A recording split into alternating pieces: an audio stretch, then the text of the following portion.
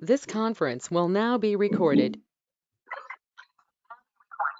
Okay, so I hope she will join very soon. So do you have any other question? Okay, so you are asking something about the project. So Mizan, so can you repeat that question again? Like I was just asking, in the project we have to handle one specific thing, and Mm-hmm. that one is gonna be like only for me, because when the team lead is gonna be divide the work on that time, if I get something, then I have to finish that one.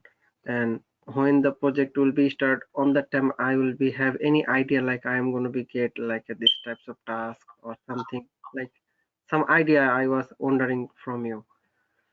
Okay, so this is basically depends on the project. So it varies by project. So um, if you are lucky, you will be hired in a project which just started or which will be starting very soon. The application is starting very soon. In that kind of project, so you basically will be understanding a project and writing the documents. That's it. So there is nothing much we can do on like that kind of project. But when you join a team and that project is already in the middle of that development, like it's already done 6 or 7 release is done. So that's mean that when you join the team, they will give you some time, like 2 weeks or a month maximum, to understand the application, understand how they are working, and then they will try, start giving you some work, that some task. So at the time, when you will be in the project for some time, like 2 weeks, then you will get the idea how this application is working, how the manual testing is performing, or if you need to do the manual testing, how the other manual test cases have performed, what is the document is. So you will get the idea from there. And whenever they will give you any task, even though if you don't know anything, just look at for the existing document. For example, they already have like 10 test case. Now, if you try to perform a couple of test cases from there, just follow the steps and perform the test case. Perform the test. Now you will get the idea that how to perform the test, what kind of application you are working on, and what is the uh, how they are documenting that test cases. So what is the approach they are using? So that is basically that is my point of view. If you have anything existing, just go through with that, then you will get the idea. And before you give it like lead or anyone give you the task, they will at least give you some idea about the application and how you can refer to some other test cases. It's That not. means it will be always expecting like start project from the beginning, because in the middle it is going to be very hard for us. Yes, but the thing is, you don't know if they're looking for Yeah, someone. we can hope the positive thing.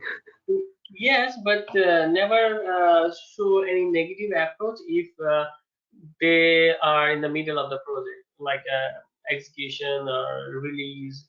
So don't show any negative approach. Oh, I was thinking like I will get a like new fresh new project. Don't talk like that. Okay, whatever you will get, just grab it and start working on it.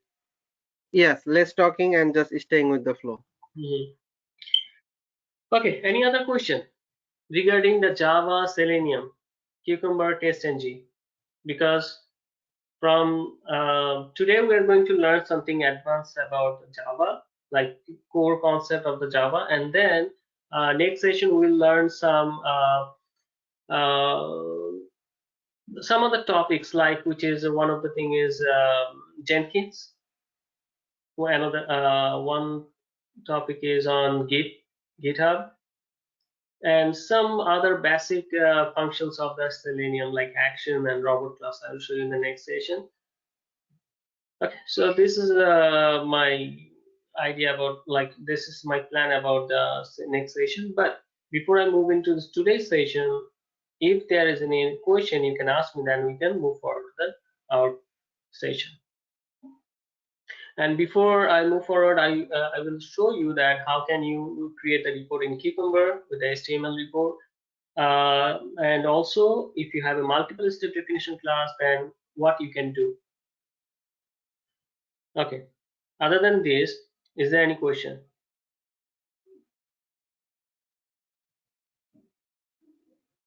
Can we do cross-browser test in Cucumber, or we have to do it through TestNG only? No, we can do the Cucumber as well. I'll show that. No problem. Okay. Okay. Okay. Okay. Any other question?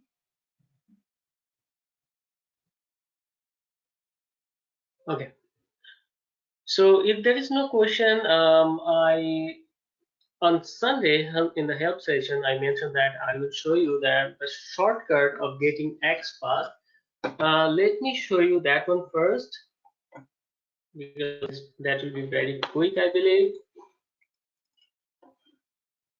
So if you remember, we tried to create XPath for this text box, this username text box, password text box, this login button, right?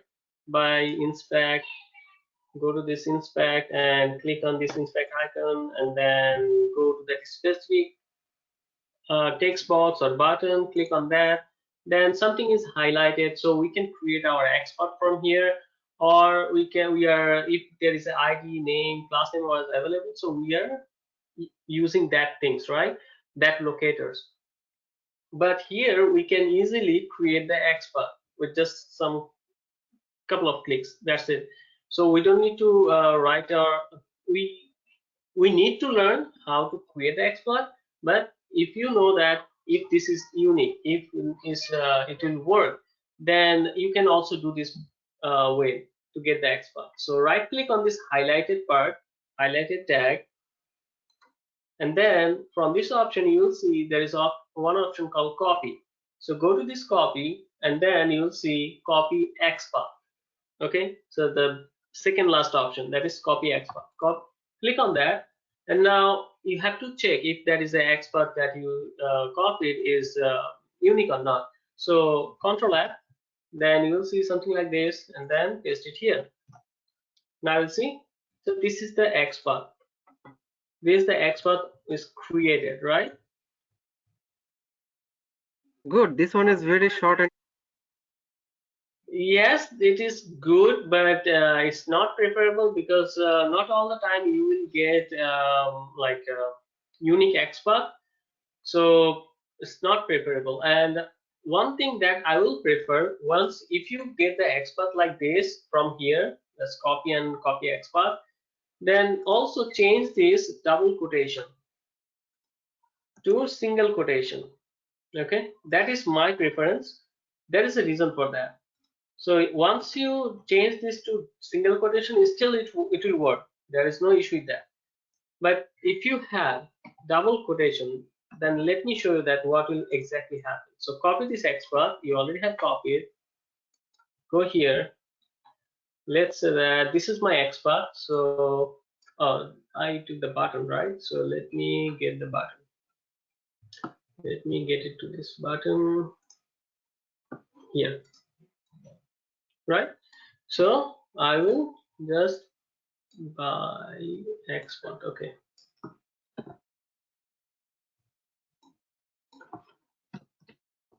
Okay, now the thing is, because you copied with the double quotation, that's why this backward slash is here. This backward slash is basically working as like escape character. So it will escape this double quotation and consider that as a single quotation. Okay, so this is escape character. So that's why it have this extra backward slash.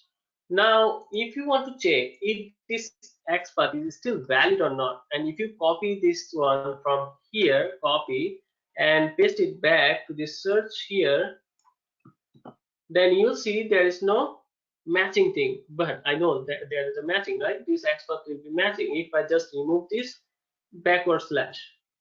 So that's why I prefer, instead of keep this in double quotation, just keep it in single quotation. When you copy that in your Java code, then it will not change. There will be no changes here. So let me Paste it again. You see that there is no backward slash and there is no changes here. It will work as expected. If you just copy this one again from here and paste it in your page in the XPath search, you'll see the same thing. So that's why I prefer if you just change it to from double quotation to single quotation. Yes, any question?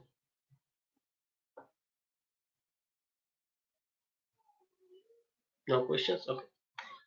So this is the way how you will copy the XPath, dynamic XPath, relative XPath, and this is the full XPath. Same way, this is the full XPath. You see, it's starting from HTML to the no of the input.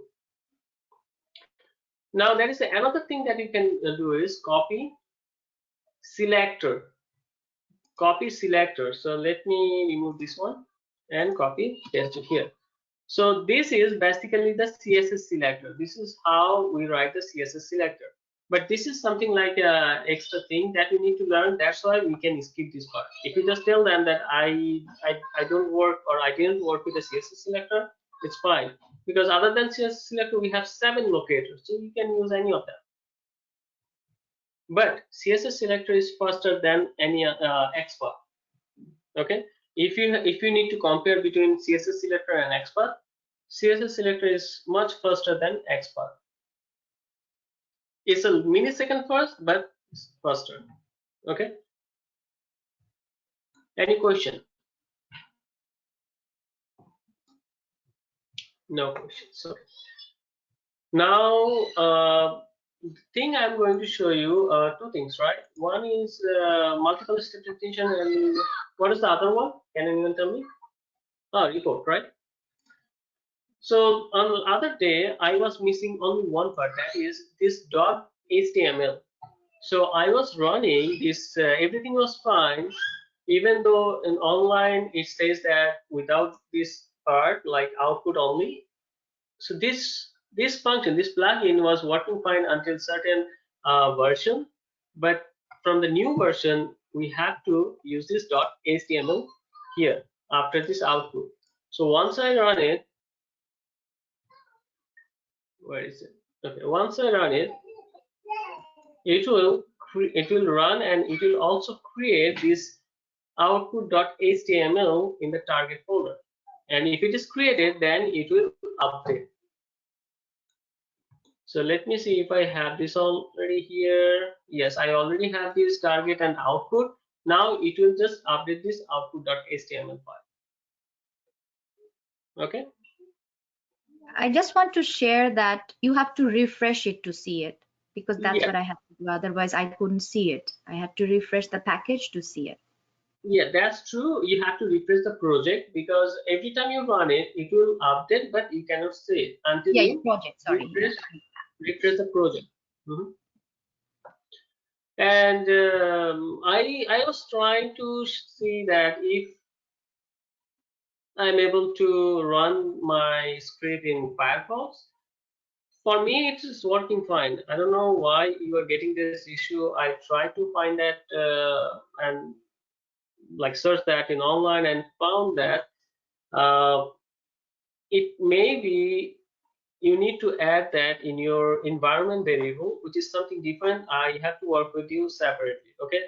If anyone is using this Firefox and if it is not working for you, then I will try to work on that after the session today if we have enough time. Okay. So you see that, so Firefox is working fine for me, and both of the scenarios run, and then it should create. So I have to refresh the project to see the updated results. So refresh, and then double click on this HTML. Now it created this report, so I can see it. You see that? So I can see this report. What it says? It says that 50% pass. So I have two scenarios executed. 50% passed. So what is the operating system I run? Windows 10. What is the Java version I was using? 17. When I run it, 1 minute ago. How much time it took to run this feature?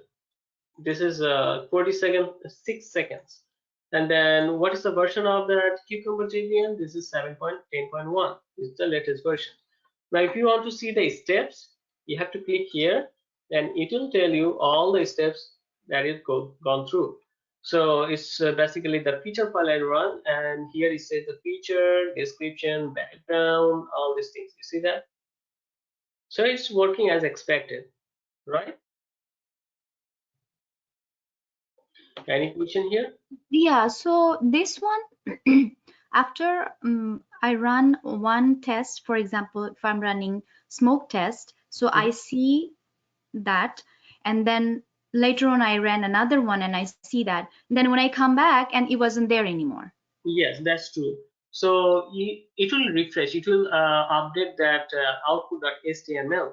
So every time you run it, it will update that HTML file. But if you want to store all of your report, then you have to add the time or random numbers. So usually we don't use the random numbers, we use the time when you run it. So every time you will run, it will be a different time, right? Right. So it will be a different date and different time. So it will be unique, and all the reports will be saved in a target folder. Okay, so it's saved, whatever I have run, it's saved, right? But I just don't see it here. No, no, no. It will not save until you. Okay, let me show you here. So now, if I run with a different tag, then this output.html file will update it with the new report, right? Right. Now, how will you get the old report? There is no Yeah, way. that's my question is. There is no way, right? So how Yeah. can we do that? How can we create multiple output.html? We have to add the time here. We have to add the date and time so that it will be unique all the time. Every time I will run, it will take the date and time and pass it to here. For example, like this. For example, that will be like a function that we have to create, but I'm just showing you the example. 0, 1, 10, 23, and time is 7:43, which is mean 1943, so something like that. So this part will be dynamic. It will be like it will read from your system and then add it here. So if you have time, then we can show it. I can show you on Sunday. How can you do that? But for now, I cannot show you right now this one. That's fine.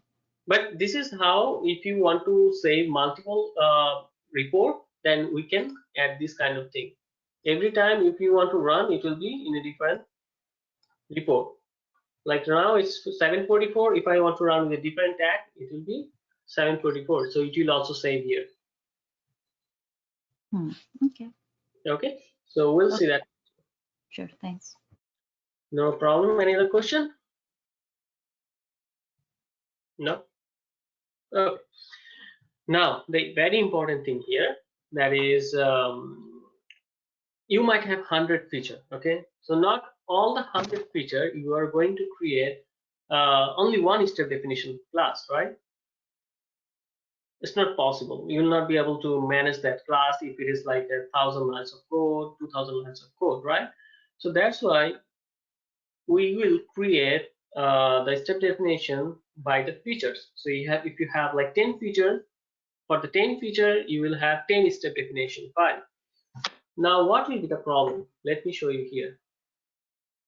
So if I create one feature for positive login for this test, for these steps, if I create this step definition, which is fine, let me create another step definition class here. Step definition, and let me create with so login feature. Okay, so I will create that for login class, login step def. Okay, login step definition, finish. Now what can I do here in login step definition? I have to keep the same thing, almost the same thing, right? because that feature file step have almost the same thing given to this, and then when we go to this username and the user enter password, user click on login button, and then user should be on product page, right? So we'll do the same thing here, but when I'll copy these things, let's just say that this all the steps are like duplicate except couple of them. I'll show you.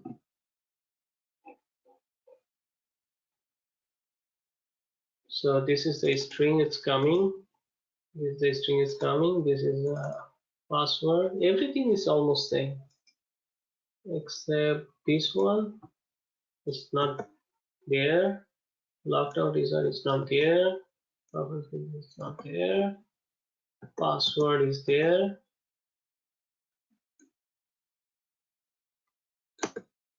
And then login button, and then this. Okay, that's it. So let's say that this positive login feature, for this feature file, I already have created this step definition file. Okay, I already have created that in our last session. So this is done. But for the new feature, I have to create another step definition class, and these steps are same. But if you know, in Cucumber, you cannot create, like you cannot define the same step. Now what will happen? So if I try to run any feature file, it will throw me an error.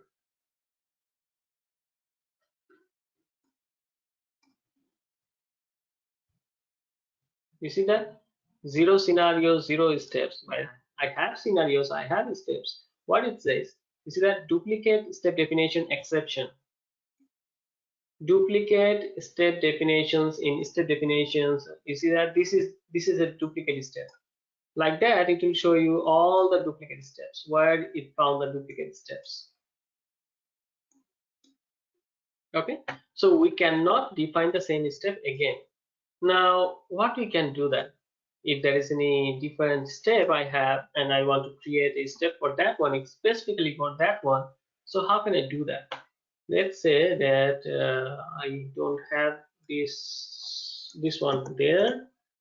I don't have this best like a verification part in all other feature file. Let's say I don't have it, but I have that one in the login.feature file. You see that? I have this one in the login.feature file. That means that for this feature file, I just need to implement only one step, right? So I need to implement only this step, this last step. And other than this, all these steps, I don't need it. I don't need it. Also, including this one. This one is falls under this step, this driver system set property. I also don't need this step. Okay, I also don't need that. Now then, how it will get this driver? If you remember that we had the same issue for the page object model, and then we passed the driver thing. Do you remember that?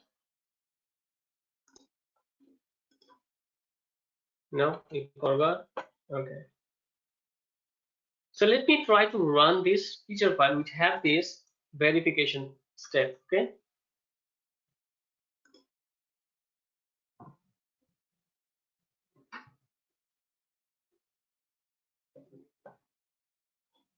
So I have this duplicate step definition. Why is that? Because, okay, there's one step is duplicate, the last one, this one.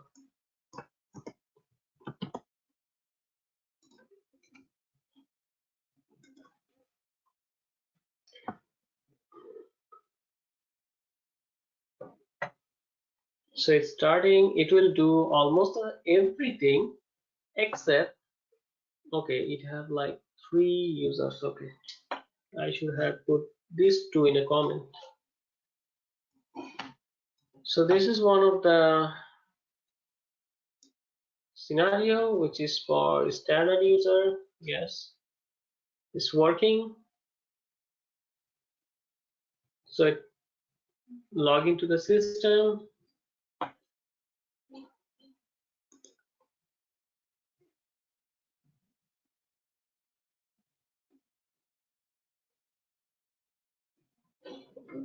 Now it's working on the logout, so it's also done. And finally the last one. Because the Firefox is a little slower than Chrome, that's why people prefer to run the test in Chrome. See that? How slow it is. Okay, so it's done. Now let's check this console.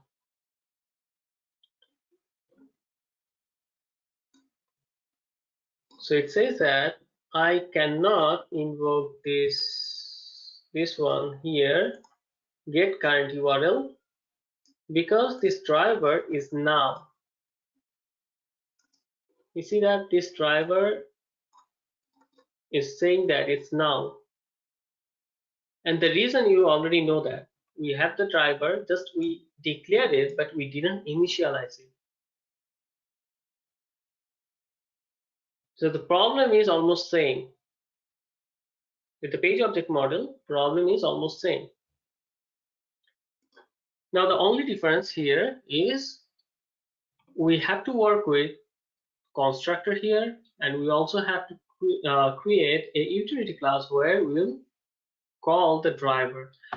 Okay, let me do it, and in the meantime I will also try to explain that how I'm doing it. Okay, if you have a multiple step definition, you have to pass your driver in the different step definition, the same driver. If you remember that we already saw that if you don't have the same driver, then one driver will open and then it will open another browser, and then it will try to click on something. It will not work. So you have to pass the same driver throughout your whole execution. Okay, now if you remember, I told you this is the source main Java where we will create our utility packages or utility classes, where we'll keep the select functions, explicit wait driver, like this browser utility. We can keep all these things in that class. So I'll create a new package called, let's say, utility package. And this utility package, I will create a new class. Let's give a name of the utility class. That's fine. Utility class. So in this utility class, I have to create a browser function. If you remember, we already did that. Based on that, the input of the browser, we are creating the driver. Concept is almost same. Webdriver driver. I will keep that in a what is that? Global variable. I will keep also in a public static, so that anyone can use it, and I will keep this static. There is a reason for that. I will explain that later. Now let's try to create this function public. This is a return type, so I will skip this return type right now. I will ask you the question. Get driver. Okay, this function, whenever I will call this function, I'm expecting this function will return me the driver. Now can anyone tell me what will be the return type here?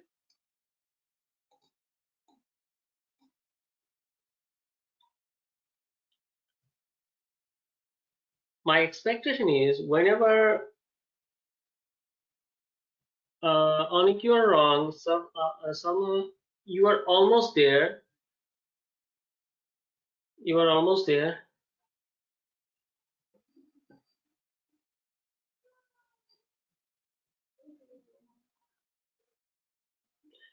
Yes, Pain. So you are right. The return type should be WebDriver. if you check this one, whenever I will call this function, I will get the driver. And you cannot just type driver here. You cannot just type driver here.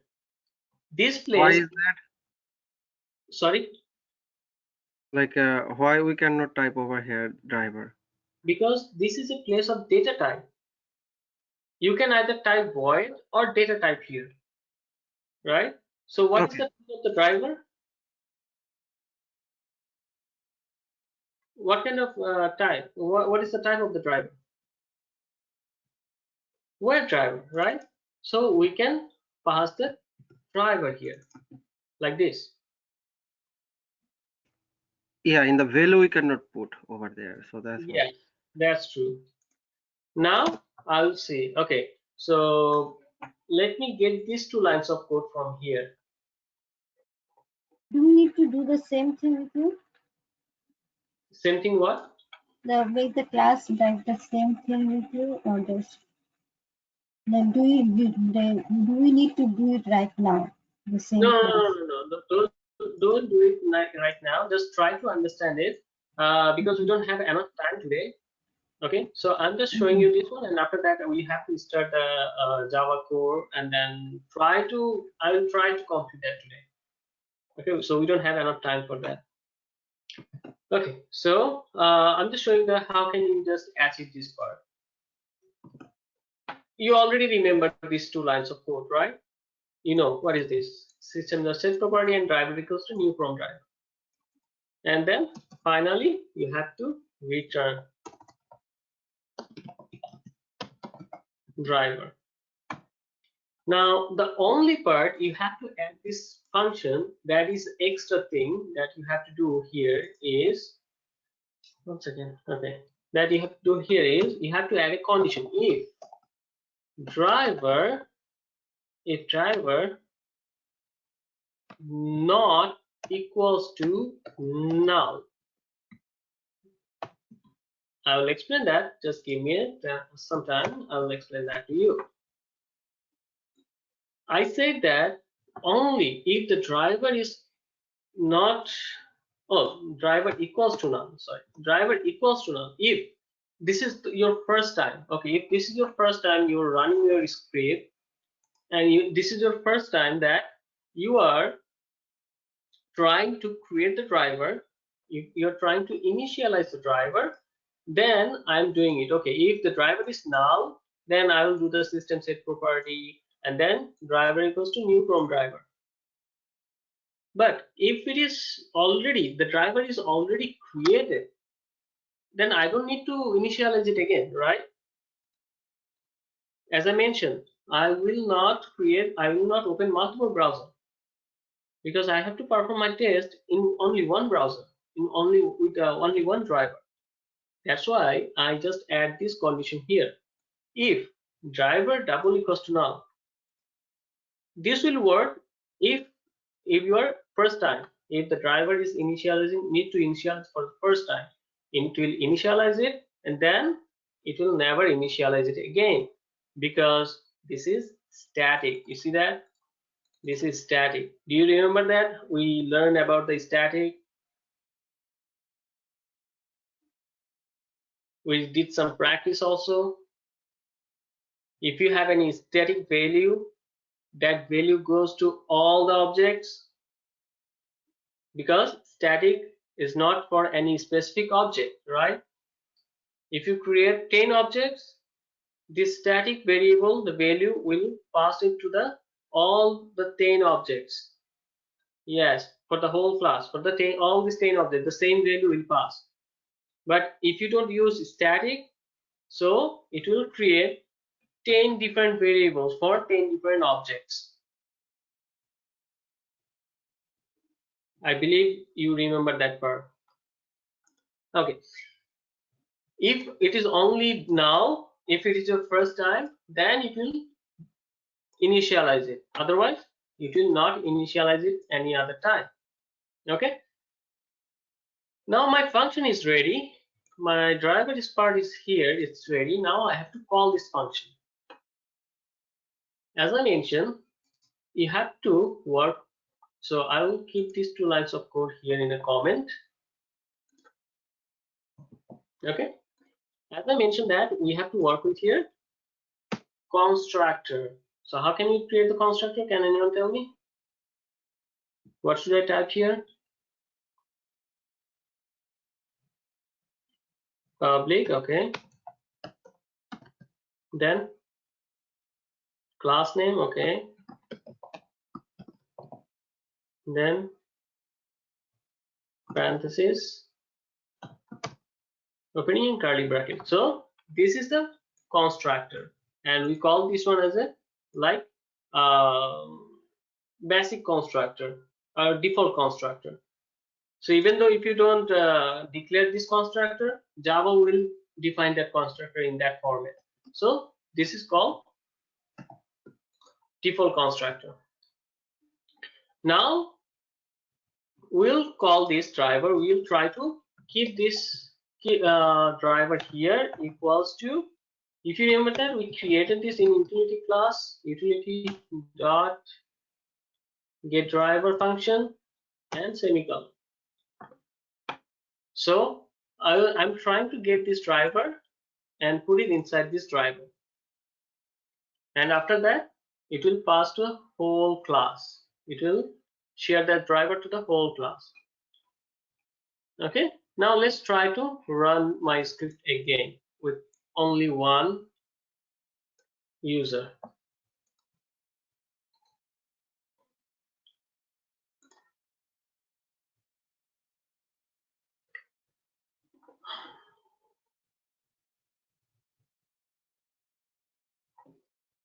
So it started. So basically the first thing worked fine, but I have to check the validation part, if it validated the URL or not. Let's see. No, you see that it didn't work for the validation part. This function in this line it failed because this driver is null. So I have to do the same thing. The constructor here,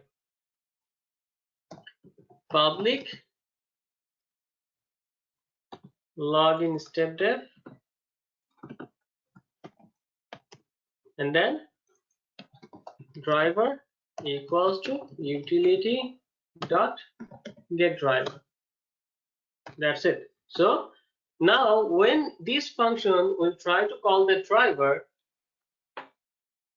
try to understand the picture here. Okay, when it will run, when this feature file will run, at first it will go to this first step we have here in this class, in this step definition. When it comes to this step definition, the very first thing is that it will do with the constructor. So it will deal with the constructor first. So it got the driver. Now the driver is initialized with Chrome driver. So it will pass the driver in all the functions and it will work as expected. Now when it will come to the last step here, at that point it will go to that other class, this class. And in this class, I didn't initialize this driver. Now I initialize it. Now I'm trying to get the driver. So this, when I call this function, it will go to this part here, this function, it will come to this function here. And then it will check if the driver is null or not. So what will be the answer here? So right now, it's calling, this function is calling from here, login step dev. Now tell me, is the driver null?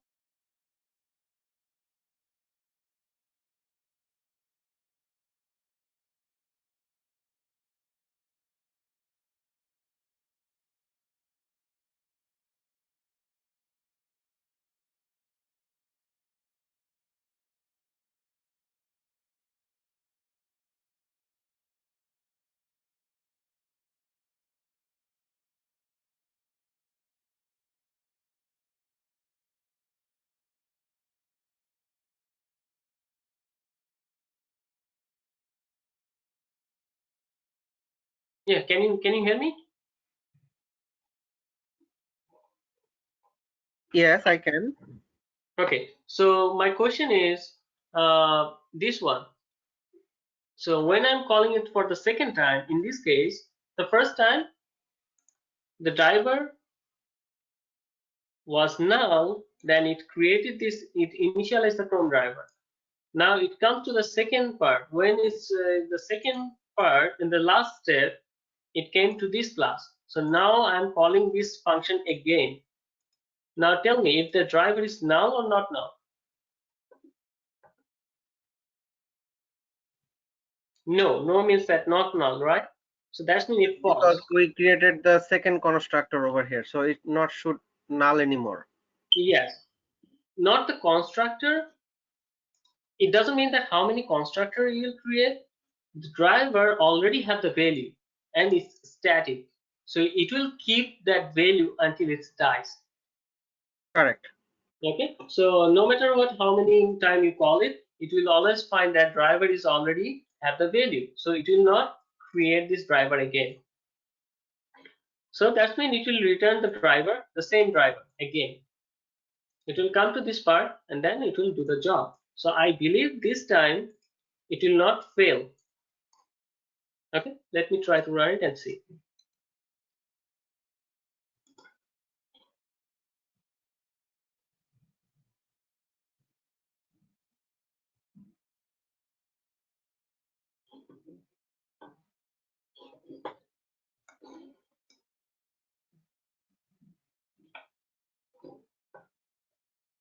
Okay, now you see that 5 step 5 passed. Everything worked. You got the point? So this is a basic way how can we pass the driver between the step definition. So if you have like 100 step definition, you just need to follow this approach. Just create this function and then call this create this constructor. That's it. So you will be good to go. Okay. There is another one that is the alternative of this type of thing, like how can you pass the driver in different step definition. It's called pico container. Okay, so this is another dependency we have to use, and we can use this pico container to pass the driver between the steps. Okay, but in this is not like a very important question for interview, but if you want you can just remember this one. If anyone asks, in case, like if you have a multiple step definition class, so how can you pass that driver between the step definition? So you can just tell them that by using pico container. Okay, or even though if you just tell them that I'm using this static function, you will be also good. There is no right and wrong. It depends. Like in some project they are using this static driver, in some project they are using pico container. So it depends. Whatever you will give the answer, it's right. So you can practice it later. But do you have any question? Oh, you have one question, right? If you have, if you want to do cross-browser testing, so let's say the browser here. So add browser name here, and then provide like a Chrome. Here you want to run this user with the Firefox or the same user. Let's say you want to do the same username in Firefox. So next thing you need to do is you have to pass this value in your first step so that you can read the name of the browser, and based on that you can initialize it. So we saw that, right, in TestNG. So you just need to implement that concept. Okay, any other question? No problem. Any other question? No questions. Okay.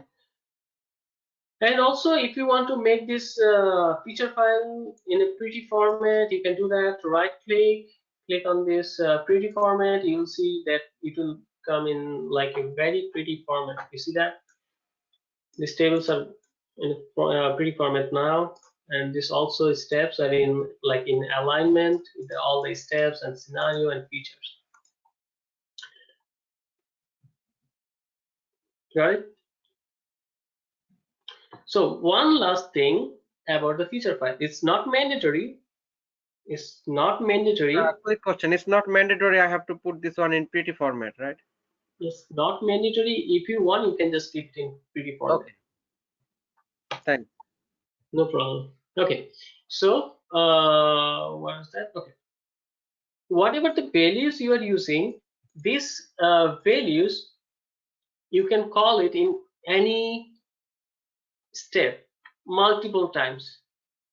You can do that. But sometimes we need to pass this kind of value for specific step. For a specific step, we need to pass this kind of value. For example, like this one. If I want to pass this specific this data for a specific step, we just need to add this line like this. That is something like complex. Don't go for it. I'm just showing you. If you see something in the future, something like that, so that you can understand, okay, this is possible. You just need to Google it. That's it. It's very simple. Just keep it like this here. And in your step definition class, you just need to add a data table. Where is that? Yeah, step definition. Login button, click here. You have to mention that data table,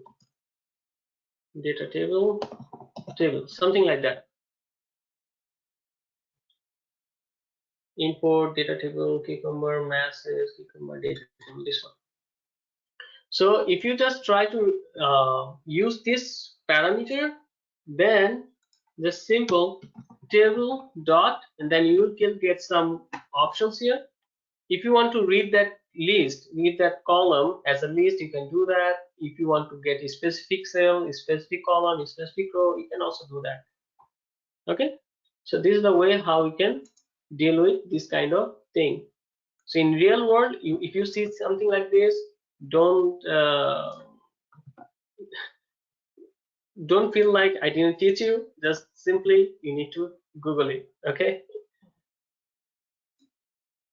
Okay, I'm going to remove this part from here, and then I also remove this part because this will make you confused. Done. So we are done with the cucumber. Any question?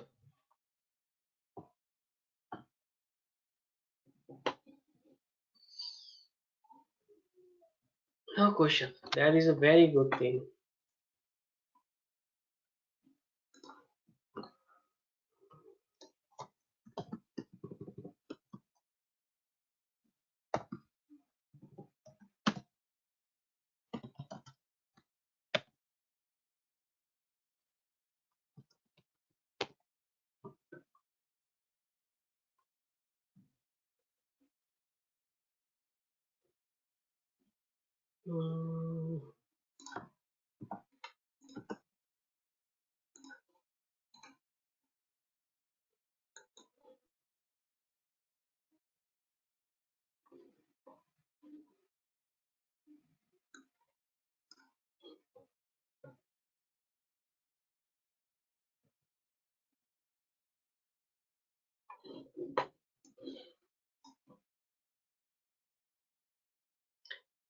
So this is running. I'm running the positive testing or sanity testing.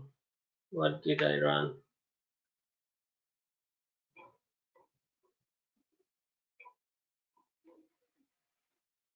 Is it no? It's still not working. Okay.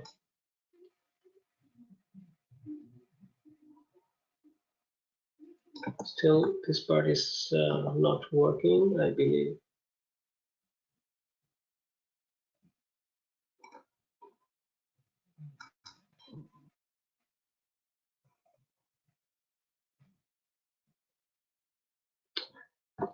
No.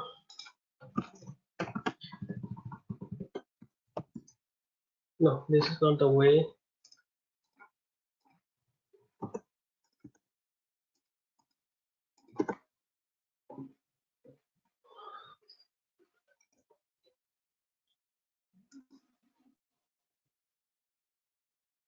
So there is a way that you can run multiple tags together, but seems like this option is not working here, but that's fine. Yeah, I I will. was gonna ask you that because I tried that, it didn't work. I was thinking that you could do that probably with curly brackets, but it didn't work. Yes, what I remember is I did that with a curly bracket, but it didn't work here as Yeah. well.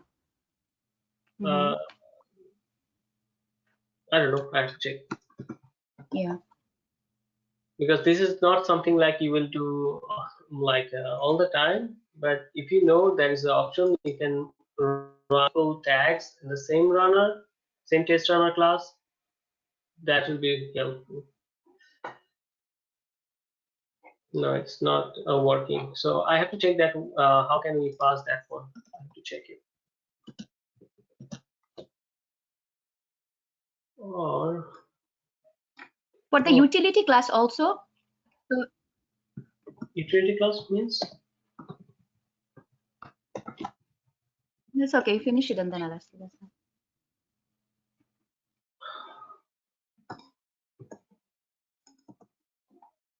No, it's not working here. But usually it works like this.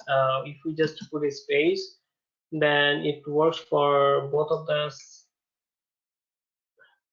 tags.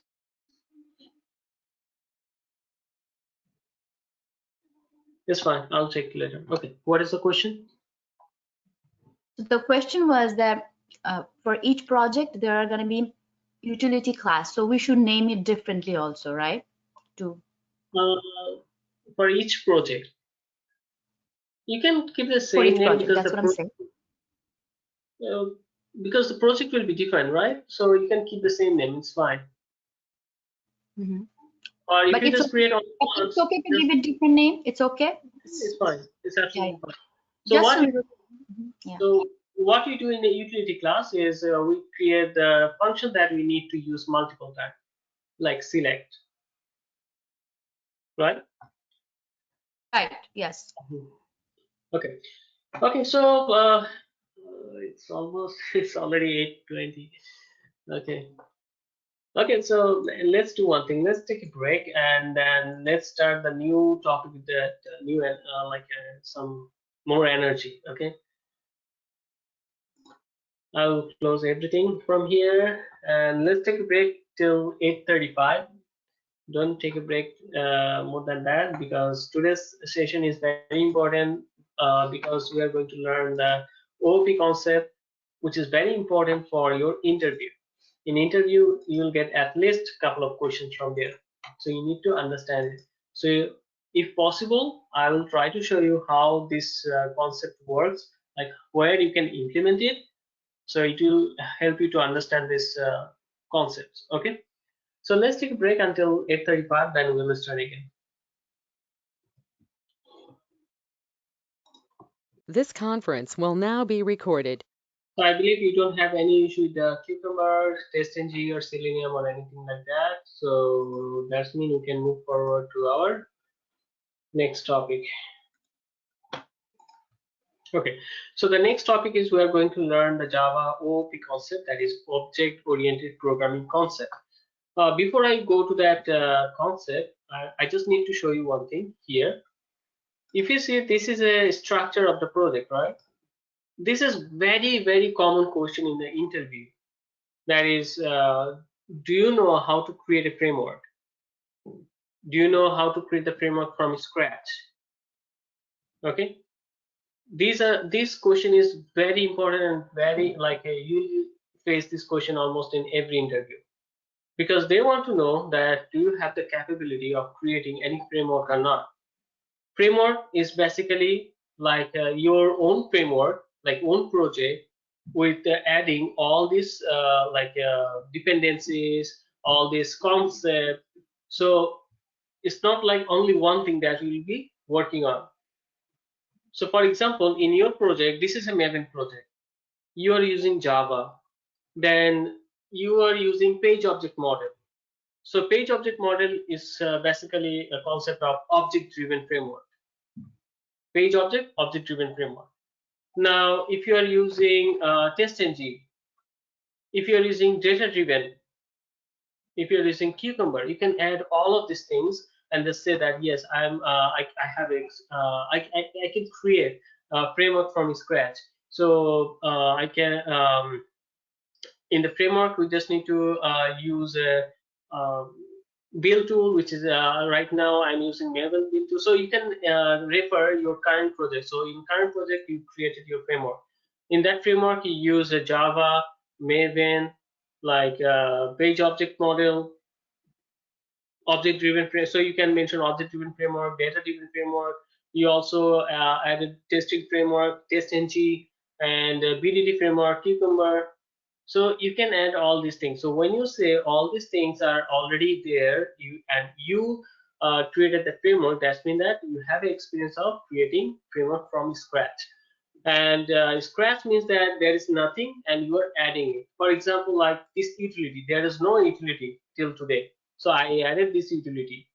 This is a browser utility, a driver utility.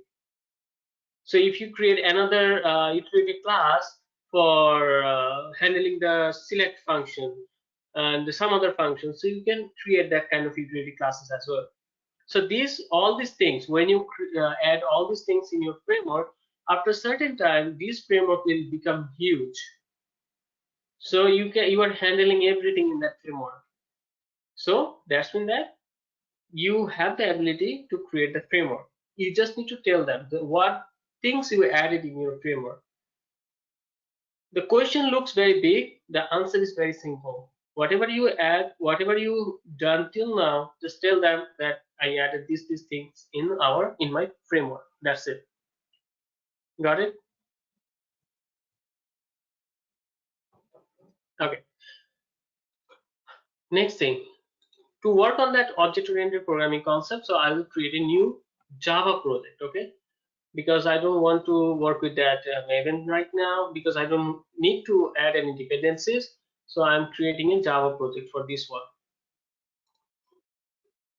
giving a name OP. And for this thing, I believe you don't need to like practice side by side. You need to understand the concept. Whenever you feel like you are not understanding it, just let me know. I will try to give you some other examples so that I can understand that. Okay? So you don't want us to create this new Java project? No, for right now, no. Okay, Wait later, and then if you have more question, you can come back with all this question in the next session. sure. Okay? Here, from now on, you need to understand the concept. Okay? So I will create a package first. Let's say it's a OP concept, and I'll create another class here, learning OP, something like that. I also need this public static void main for now. I'll keep that and finish it.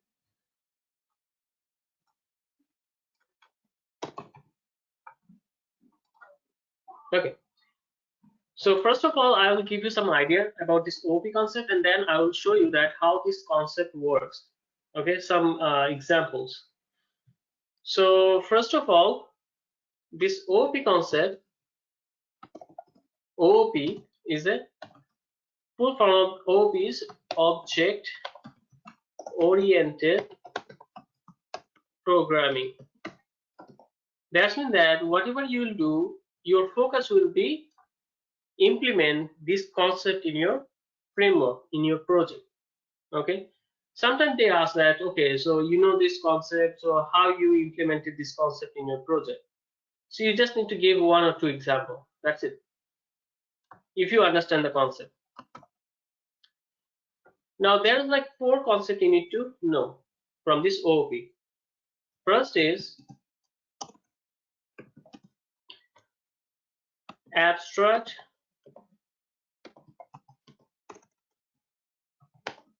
abstract. Second, polymorphism. Third,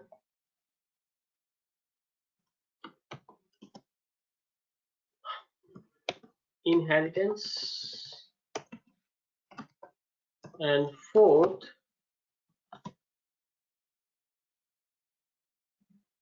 encapsulation. Okay, so these are the four concepts. You at least need to know this name, because in the in interview they will ask you what are the four concepts of object-oriented programming. So you have to give all these four names. You cannot skip any of this. So you have to give all of these four names. Abstraction, sorry, this is abstraction, polymorphism,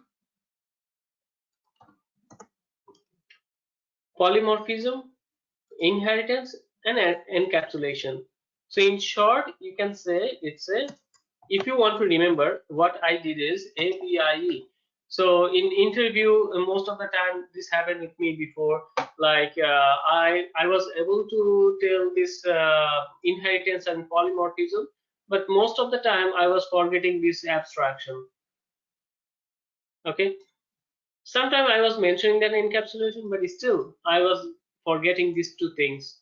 I was able to recall only these two, polymorphism and inheritance, because that I did some practice of these two, not about these two. That's why I was forgetting it.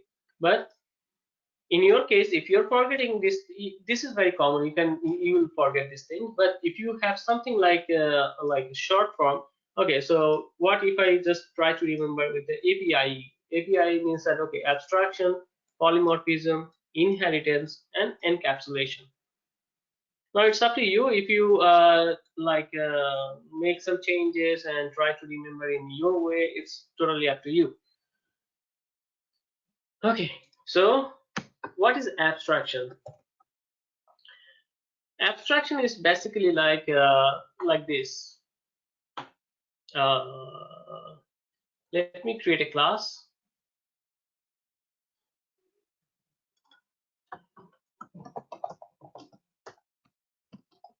Sample class, and let's say this is a non-running class. Okay, and in this sample class I have a function public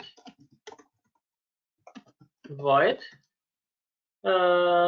print name. So whenever I will call, it will print someone else's name, right?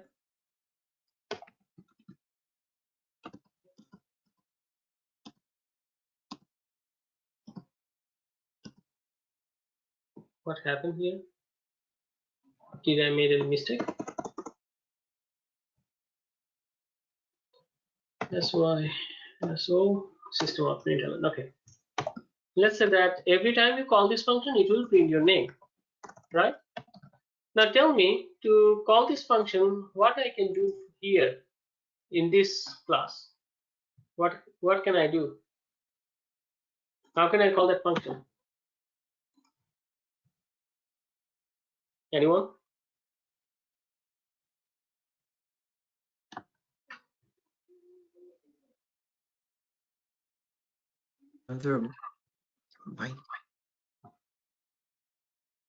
Okay, so create an object, right? I have to create an object of this class. Class object, yeah, that's right. So create an object of this class. Sample class, let's say sc equals to new sample class parenthesis semicolon. So this is the object is created. Now sc dot, then I will be able to call that function, which is print name. And it's very simple. When you run it, it will print my name. You see that? It will print my name. Very simple thing. But let's say you don't want to give permission to anyone to create an object of this class. You want to make this class secure so that no one will be able to create an object of this class. If I don't able to create an object of this class, that means that I will not be able to access any function or any variable from this class, right?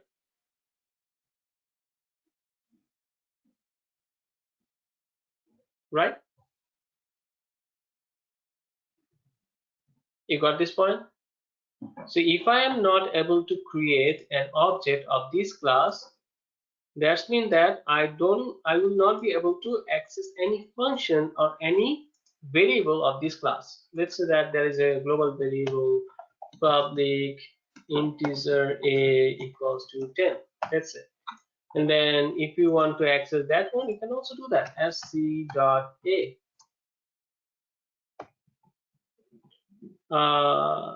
Just keep that in a system out element.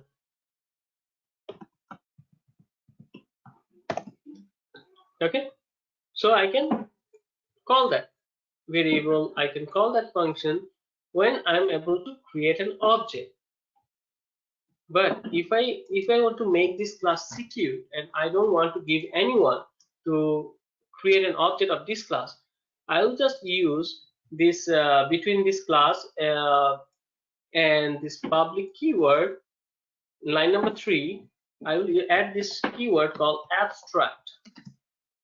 Abstract is a keyword that is basically used to make any class secure so that no one can create an object of this class. Now if you go back to this class, now you see that I don't have permission to initiate this, that cannot instantiate the type sample class. So I will not be able to create an object of this class. I cannot do that. Now if you try to run it, you will get an error because you are not able to create an object, right? You got the point of the abstraction? Is because of abstract we cannot Yes. see the code anymore. Yeah, so for this abstraction concept, you need to use abstract keyword. You see that? The keyword is already there in the name. Abstract keyword to make any class secure, to make any class abstract, so that no one can create an object of this class. Got it? Yes. Okay. Any question here? Look like concepts are very easy, right? Okay, so abstraction is basically To secure the class so that no one can see. secure the class so that no one can create an object of that class.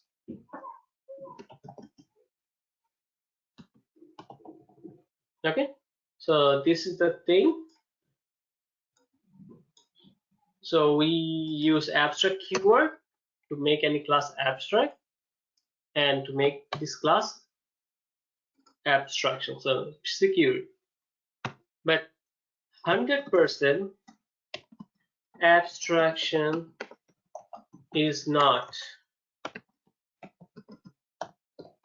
possible. 100% abstraction, the security is not possible by using this abstract keyword. Okay, we'll see that.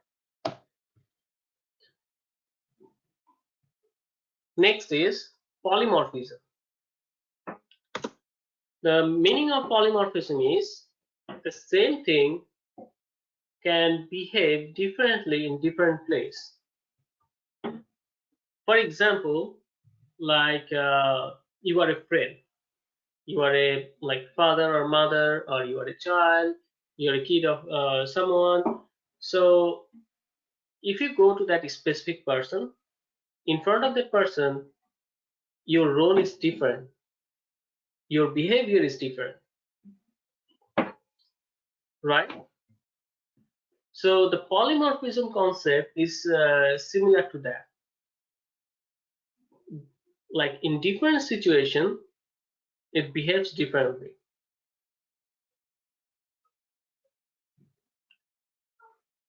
Did you get the basic concept of this polymorphism?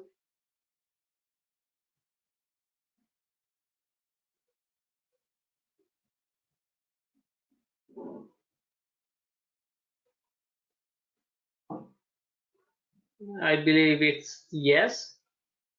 No. Okay. Okay. If I show you the example, then it will help you to understand this concept. Definitely. Thank you. It's why it's confusing is because it doesn't match with the name, because morphism is something with structure, right? Yes, So that's poly why, like yeah, yeah. different thing, right? Poly is different multiple. different morphism is structure, right? So Okay. that's why. Yes, same thing will behave in this different place differently. That's why it's a polymorphism. Okay, I will give you Right. the example, then it will help you to understand the topic. Okay. Okay, so first of all, in polymorphism, before I move into this polymorphism, I would like to talk about this inheritance first. Okay, inheritance. Then I'll move into the polymorphism because it's related. Okay, so before I move into this polymorphism, if you understand the inheritance, it will be very easy to understand polymorphism. Now, inheritance. So, for example, you have a kid. For example, if you don't have it, so let's say it's example.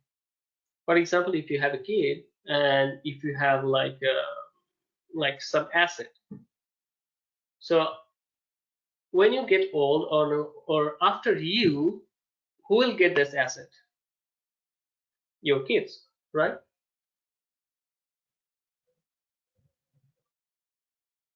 Am I right? Or you will give it to someone else? You can give it to me. Okay. So the thing is, whatever you have, you will give it to your kid, and whatever your kid will have, they will pass it to their kids, right? So it's kind of like generation to generation, the same, like more property or less property will hand over to that, like next generations, right? So the inheritance concept is almost similar to that. So whatever the parent will have, child will get everything. Okay, now we'll understand this concept. To understand this concept, I will create two classes.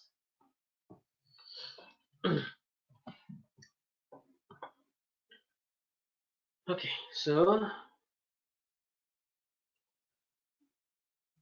let's work with animals. They're cute, right? Any animals. So why I choose this animal is under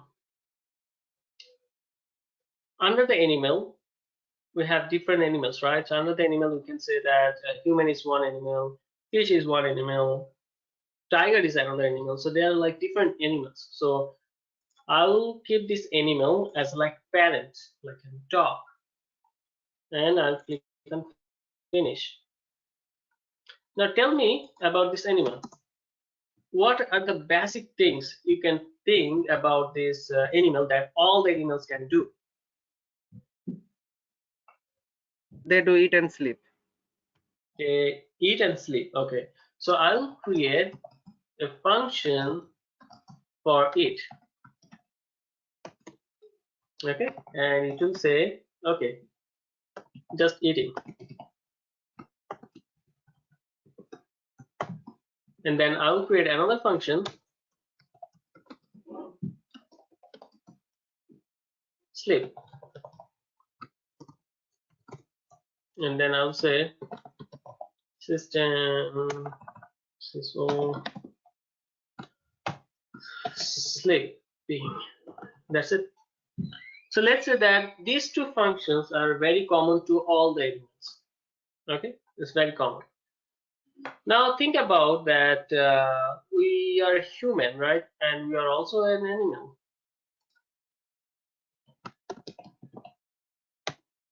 What human can do? Tell me.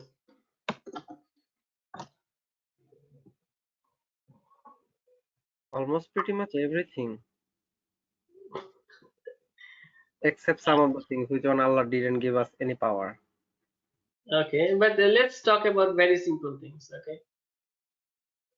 Like we can do coding. Okay, you want to do coding? Okay, no problem. Public void coding. Sorry, not sorry, it's coding.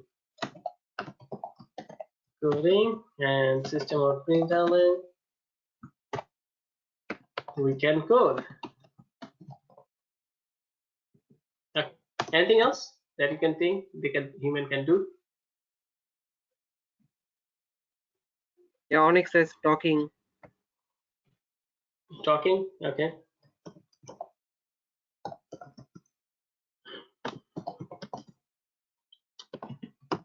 Talking. Anything else that human can do?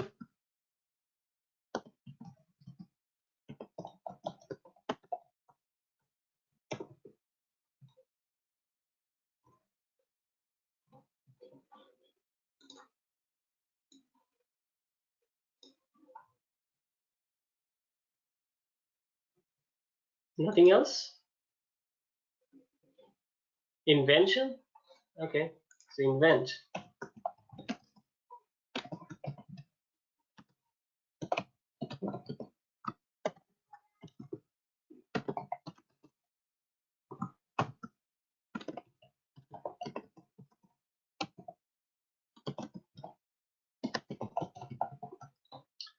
Anything you want to add? One last function. What? Okay.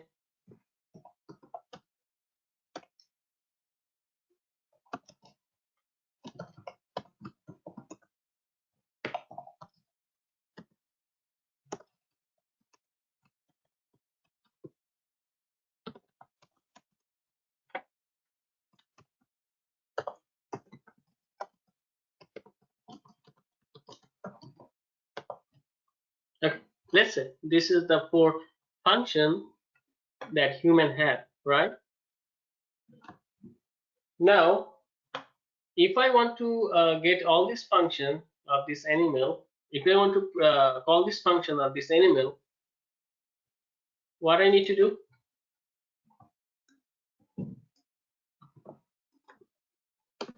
I have to create an object, right, of this animal function, animal class.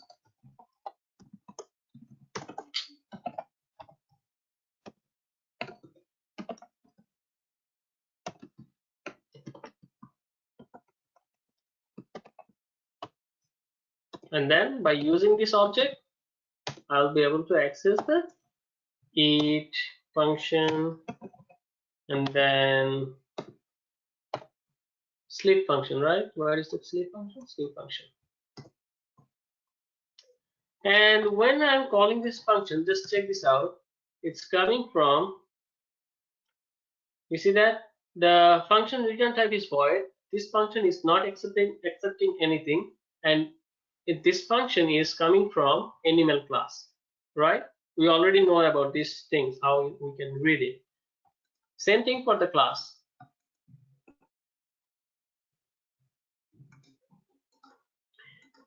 Same thing for the class. If you go here, you'll see it's a void. It's not expecting anything, and then also is coming from animal class. Now, when you run it, it will print these two lines of code. It's from animal class. Let's do it for same for human class. Human equals to new human, and then using this human object, I'm calling this talking. Anything else you want to call? You want to walk? Let's go for a walk. So if I run this, it will print eating and sleeping from the animal class, and it's saying that talk too much for this talking, and for walk it says that walk less, drive more. So usually we walk very less and then drive more. So now the thing is, this animal things is common for all the animals, right? It's also even for the humans. Am I right?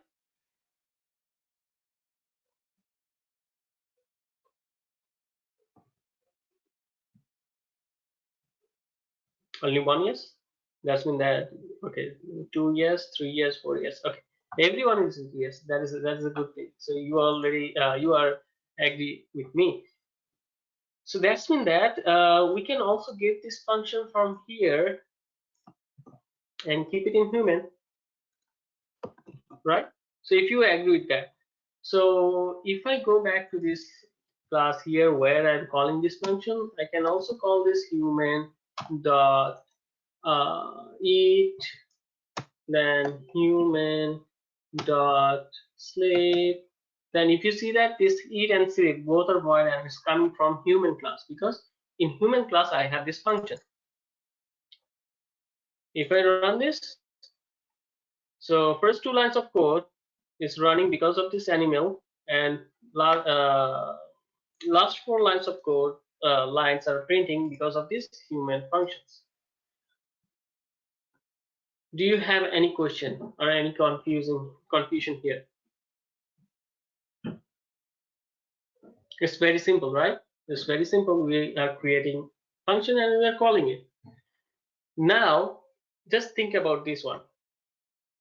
In animal class, I have these two functions, and in human class, I also have this kind of function, the same function, the same functionality.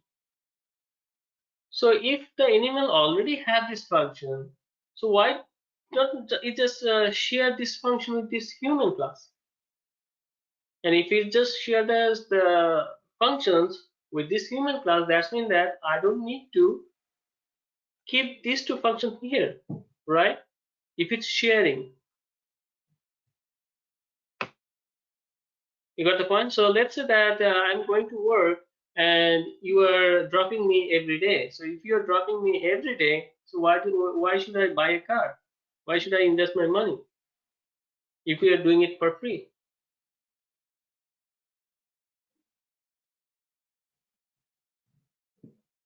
You got that point?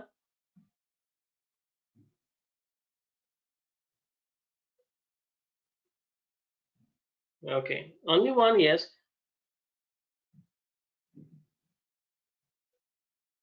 Okay, so now you got the idea. So if you have something, so that why should you write the same function again? Why don't you just share that thing? Because if you remember, I already told you that in programming we try to create something so that we should not repeat ourselves. That's why I told you to create a utility class to keep the select function, right? To keep the select functionality, because every time you need to work with the select, you are creating the object of the select. Instead of doing that, keep it in a utility class, create a function, and call that function every time. It was simple. So the same thing. Because this function is already created somewhere, instead of creating it again, this function again, I'll remove these two functions from human class. Then when you go back, now you'll see these are in red because I don't have these functions in human class anymore. Now I have to make the relationship. Now tell me, human is the can be the child of animal, or animal can be the child of human? What do you think about this concept? Like, it's a general concept, right? Do you think that if human falls under animal, or animal falls under human? Uh, Animal falls under human. Anyone else?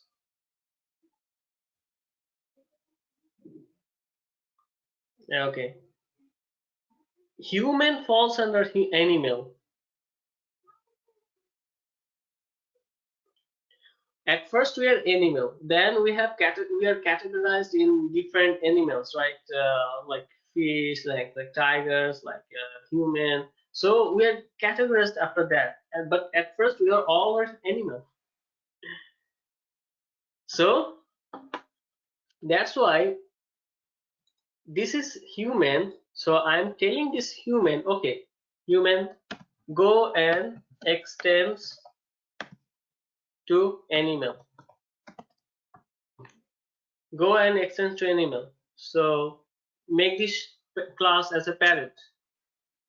Now animal is a parent of human. Okay. Now what will happen is when you go back to this class again where you are calling this function, now you see there is no red underline. There is no error here. Yes, got it now. Before we So created the class of the animal, so that's why animal was under the human. Right now you put this one like parents as a human and animal is under it, so that's why the red line gone. yes, but let me show you how it's working. So in the function level, where you call this function, if you say see that here, I'm using this object human, I'm calling this function eat, and this eat is basically coming from animal class. Because now I have the relationship between this human class and animal class.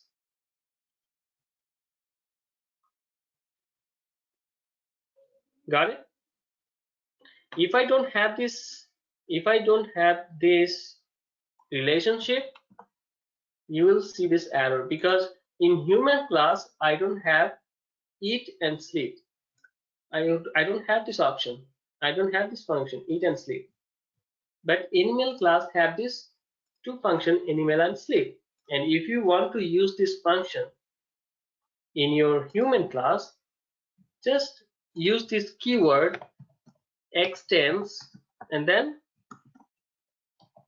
class name animal. Now animal becomes a parent, so this is a parent class and this is child class.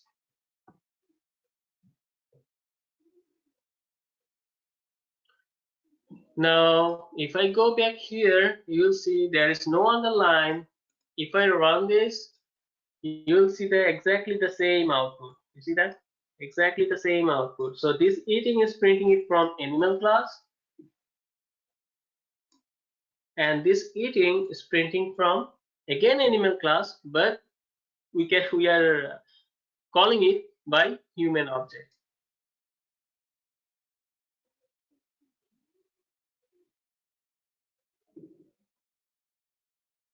Easy to understand? No.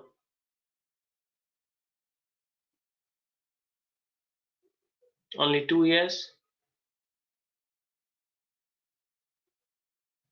Inheritance topic is very easy. It's just like you have to make a relationship between two class, parent and child.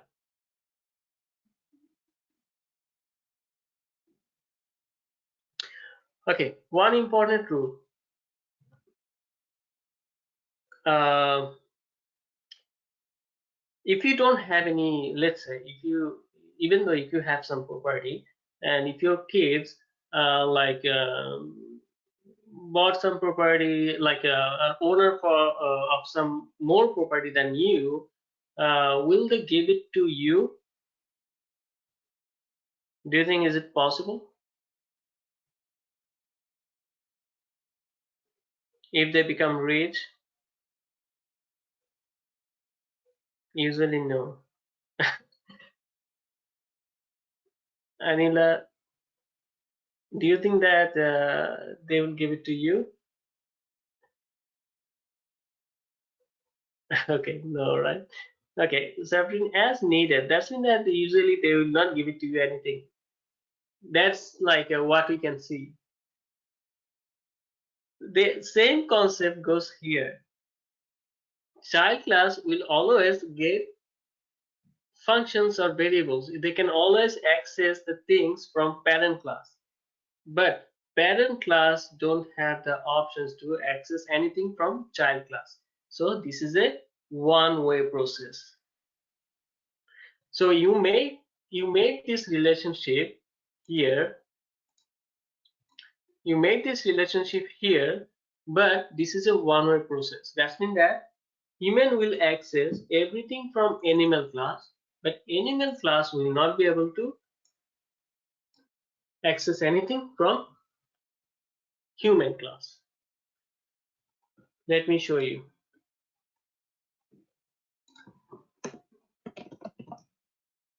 You see that I have only eat and sleep. I don't have any work or code, nothing from human class. You see that? I don't have anything from human class.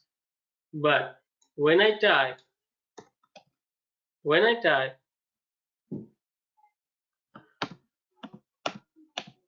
is, okay, I have this problem here, that's why it's not showing up here. Okay, now you see that this coding is coming from human, this eat is coming from animal, this invent is coming from human, this one the sleep is coming from animal.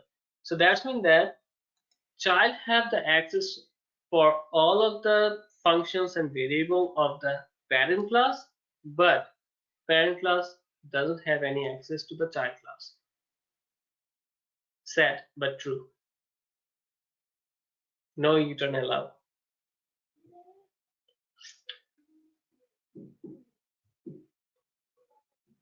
It's kind of like you are doing give away everything, whatever you have to your kids, without any expectation of like any return.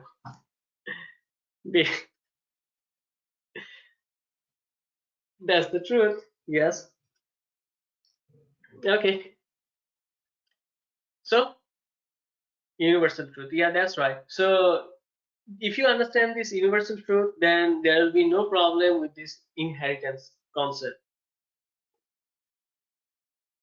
Got it? Any question here from the inheritance?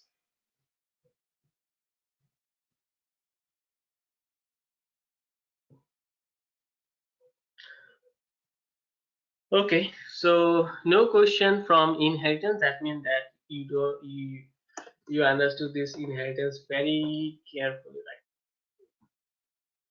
right? Okay, so a couple of things more.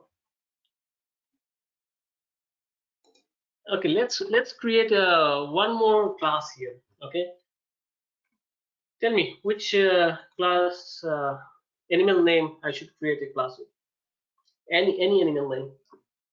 Cat. Okay, that's when you like cat. You have a cat in your house, no problem. So if you say that cat, so you have to give me some functionalities they can do.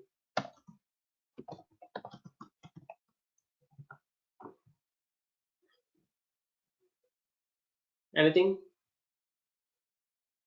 Eat, sleep, scratch. Okay, so scratch.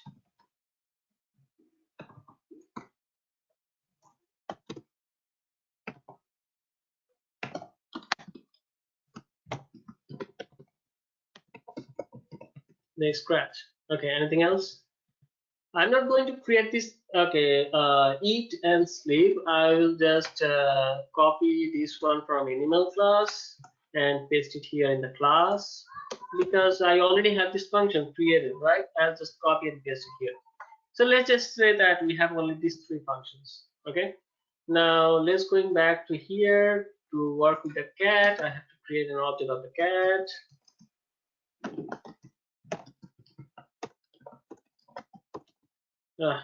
New cat. Okay. Now by using cat, I'll be able to access this eat, scratch, and sleep function, right? Let me call this scratch and same eat. Same rules goes here. If you have like function already created, why should you create this function again? So it's a simple function you can see, but this is possible, like it could be 100 lines of code, this function only. So instead of doing that 100 lines of code again, you can just remove this codes from here. And what can you do?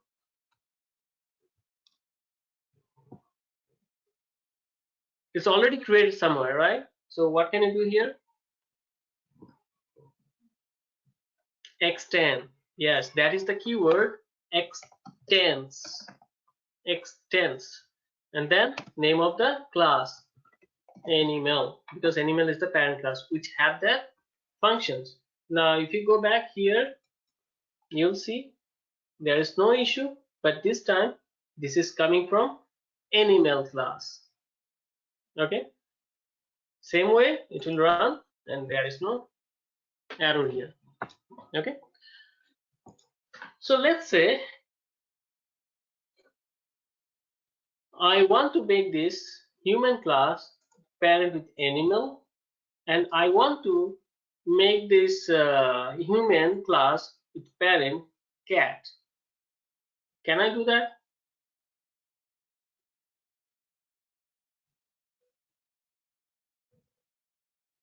Hmm. Just think logically. Is it possible to have multiple parent of one kid? Parent mean that the father and mother. That's it. No, right? Yes. So whenever you are working with this concept, you are always have to think logically.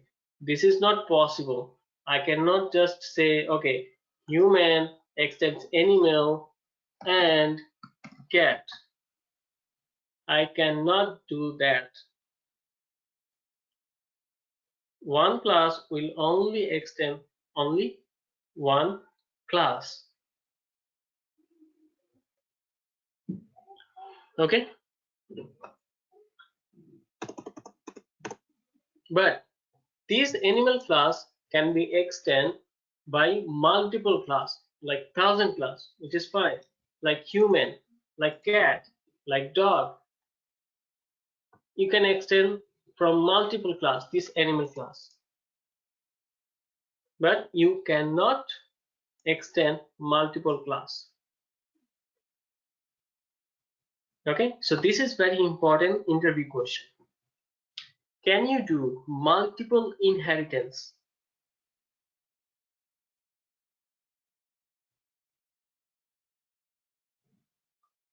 That means that can you get the functions from multiple class at the same time?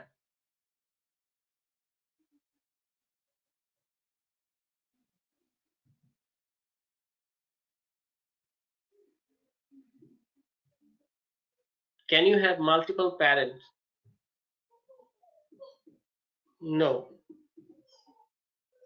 So the question you will get in the interview is, can you do multiple inheritance? And the simple question of that one, simple version of that question is, can any class have multiple parents? No. So we cannot do multiple inheritance. But we can do one thing, that is multi-level inheritance.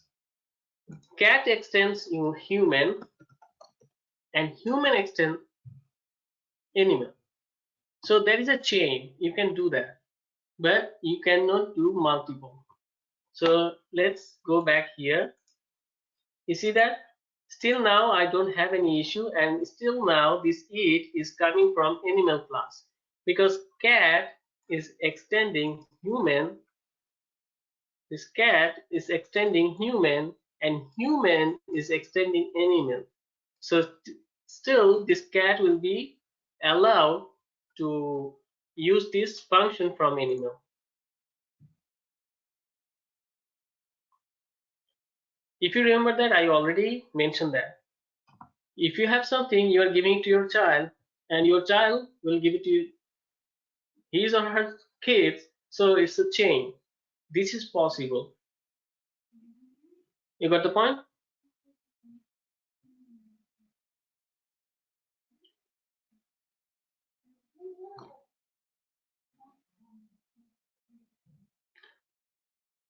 Okay, I believe you got the point. It's a little confusing. I can understand that. Very first thing is you will not be able to remember or understand all these things at the same time, like right now. But if you go through that, if you just try to see that session, the recording, I believe it will help you. Okay. Okay. So this cat cannot extend human. This is not permitted. So I'll take it back to the animal. Okay. Now this is all about inheritance. Do you have any question? Any other question about inheritance?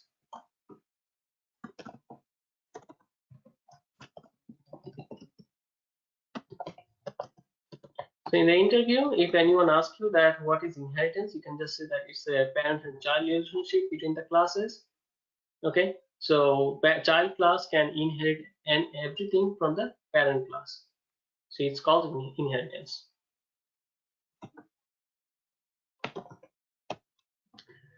Okay, now let's come back to the encapsulation.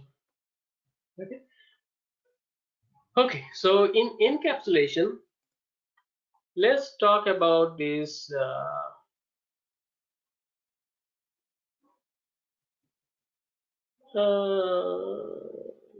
talking. I have one talking which is like talk too much. Okay, now can I just copy and paste this function again? Do you think this is fine?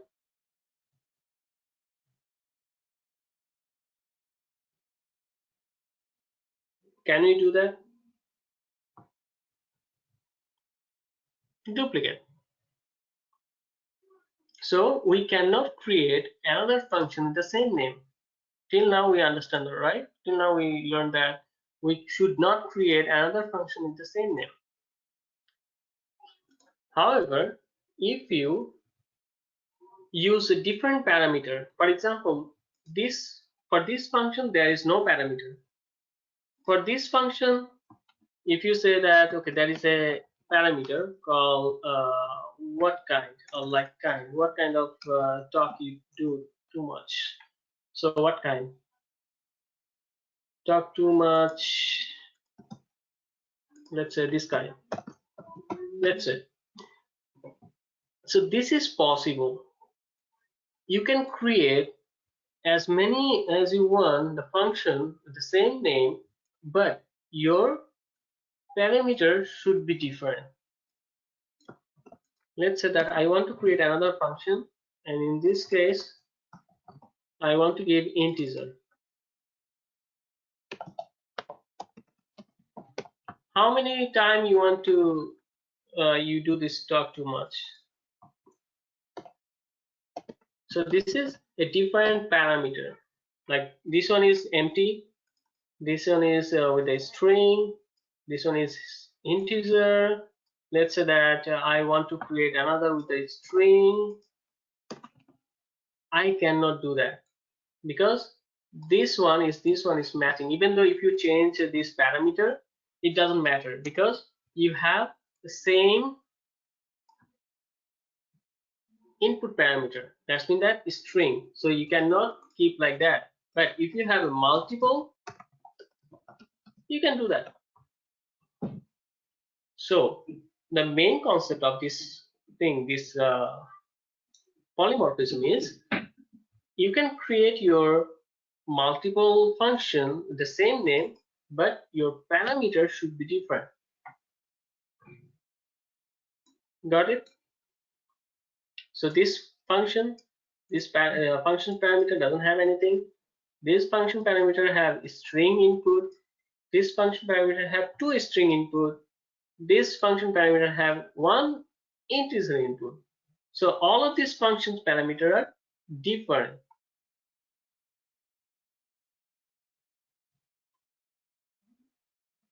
Got it?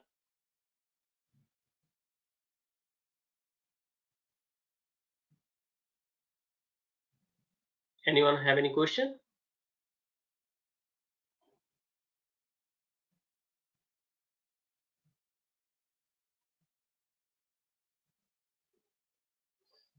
Not confident, right?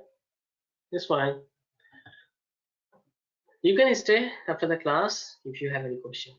I know that today's class is going to be until like 10:30 maybe.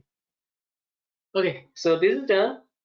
Now this function is all are in same class, right? All are in same class. So let's go back. In polymorphism, we have two kind of polymorphism. One type is called compile time polymorphism. So I will not use that. Okay, so if I have space, then I don't have any problem. Polymorphism. Is that right? I'm typing it's a I or Y. I think it's Y. So compile time polymorphism. Another one is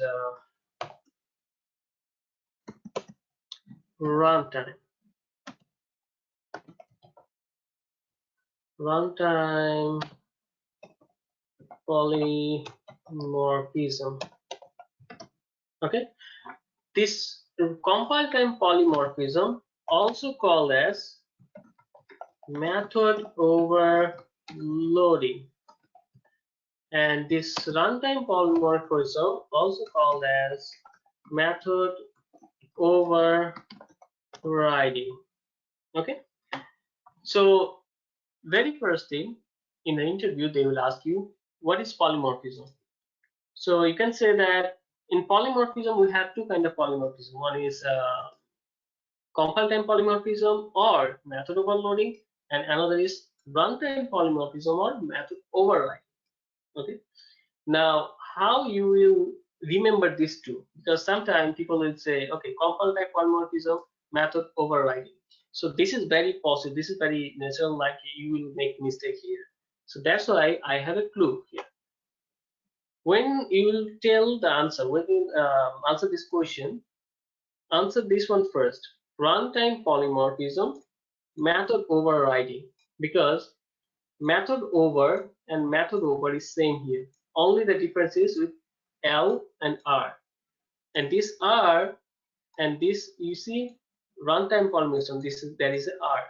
So try to match with these two: runtime polymorphism, method overriding. It will be easy for you to remember these two things together.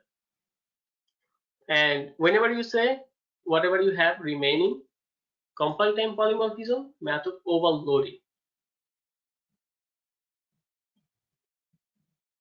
Got it? No? So this compile time polymorphism or method overloading usually happens in the same class. You see that? All these duplicate functions with the different parameters, it happens in the same class. That's why we call this in the method overloading. Okay?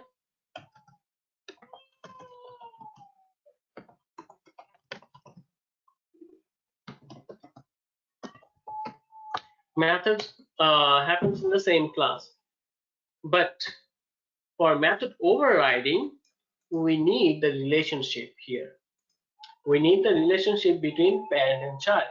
So that means that without the inheritance, you cannot achieve this method overriding concept. Okay. Now, to understand this method overriding, it's very simple. If you just understand, it's very, very simple. If you see in animal, I have eat, right? But do you think that any human only eats like any other animal? Do you think they only eat like any other animal?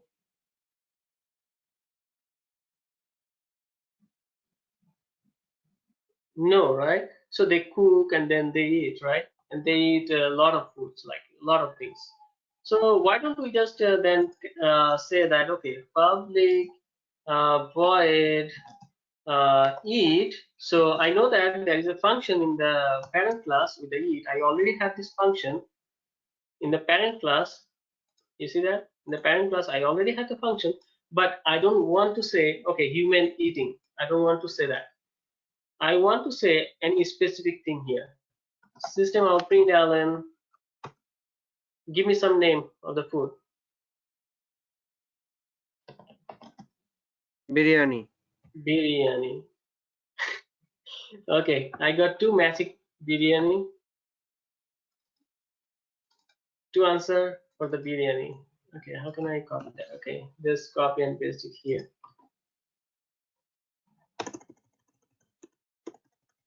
Okay, eat biryani. Now what will happen is, let's try to call this eat function from human class. Okay, let's try to call eat function from human class. So in human class, let's call this function human dot eat. Now you see that this eat is coming from human. Before that, it was coming from animal, right? Before I created this function,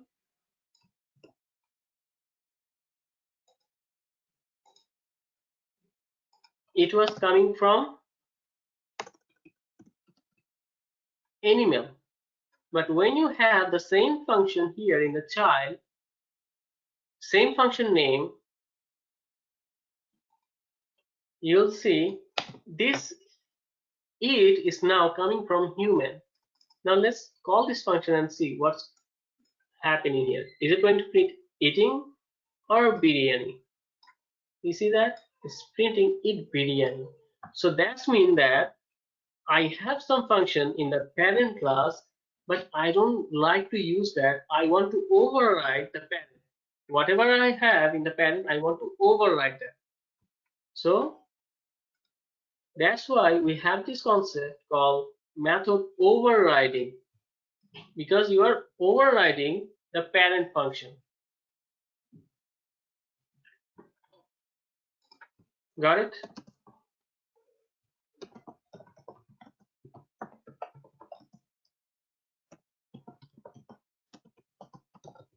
So polymorphism has two things. One is compile time polymorphism or method overloading, which happens within the same class. So in your class, if you have a multiple function with the same name, you can do that, but the parameters should be different. Runtime polymorphism or method overriding happens between the parent and child class. While parent class have the function and child class will also have the function, but implementation is different. You got it?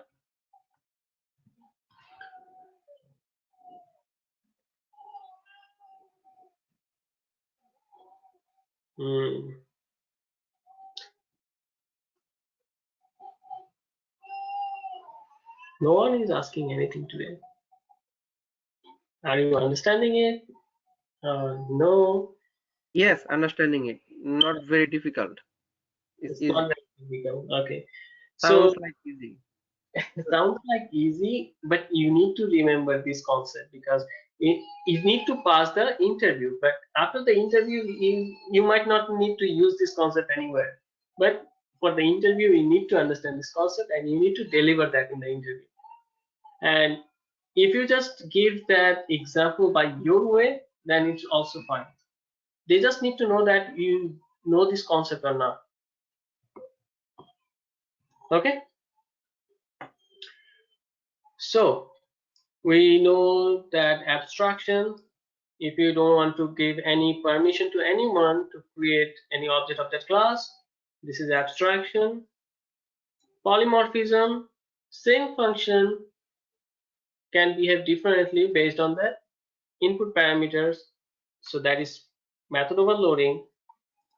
Same function can behave differently if you already have a parent class, the function you already have in the parent class, and you are using the same function in child class and with a different functionality, then that is a method overloading. One thing, that important thing that I want to show here is, if you see that this is the same function that I have in the parent class, right? Before this function name, you see that there is a green arrow, green up arrow here. And when I keep my cursor on that, it says that overrides OP concept animal eat. So it says that where this animal, this function is overriding from. Okay, so you will see this kind of arrow. This basically means that this function is overriding, method overriding. Okay, so one last concept, and that is encapsulation. Can anyone tell me what do you understand with this word? Okay, what do you understand about this word? Covered. Okay. Anything else? It's a ceiling upper layer, like a something inside it. Outside layer is we call capsule. Sorry, what is that? Inside layer, what is that? Like if there is something in two layer, the outer layer and inside layer, we can say this things like capsule. Let's go in a general way, okay? Did you ever had any capsule like medicine? Yes. Okay. So in a capsule, can you see anything inside the capsule if it's not a transparent plastic? No. No, If right? it's not transparent, then no. If it is not transparent, then you cannot see anything inside whatever you have inside that capsule, right? Yes.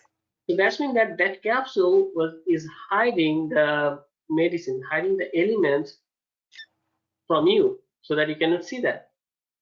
Correct. Okay. Same concept comes here in encapsulation. Okay. We're going to be hide some class and function maybe. Hide variable and functions. Okay. And in short, you can say hide data and keep it variable and functions in the bracket. To make your data secure, we need this encapsulation. Now, how it works? Go back to this human. Let's say that I was calling this function called human walk. If you make this human walk, well, this is walk, and you see this public. Public means that anyone can use that. If it is a public concert, that means that you don't need to buy any ticket, right? If it's a private concert, that means that only selected person can go and watch that concert. But in this case, private means the private. No one will be access this one. Private. So you can make any function private, make any variables private, like this, private integer a equals to 10. Okay, now let's go back here. You see that? Now I got a red underline. It says that the method work from the type human is not visible. This function is not visible. So it's asking me to change the visibility of this method. But I don't want to do that because I don't want to give anyone to change anything from that function. So I cannot do that. If you want to access the variable dot, you see that a is not listed in this list. So you cannot access that.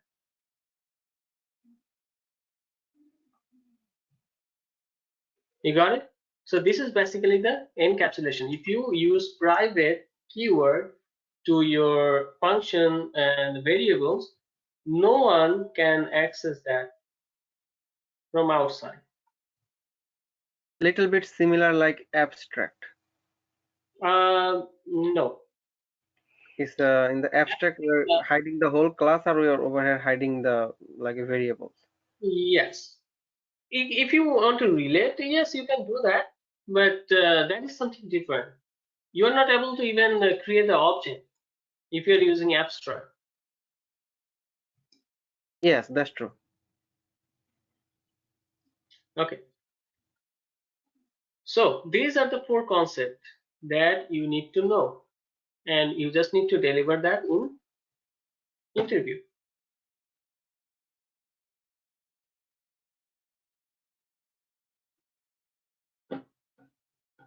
Any question? So when you say that these are just for the interview, so these concepts are it's not going to be needed to like really? It's you might need this, but okay, I'll show you that. I'll show you. Yeah, I can show you that. So Okay. if, for example, like this concept will help you. Just think about this one. Do I have this script? Let me check. If you remember, we have this for script for the 4 users, right? Yes. One is standard user, problem user, login script, sorry, performance glitch, and then logged out user. You see that? Yeah. In all of this class, do you think there is something common to everyone? Password. Password, okay.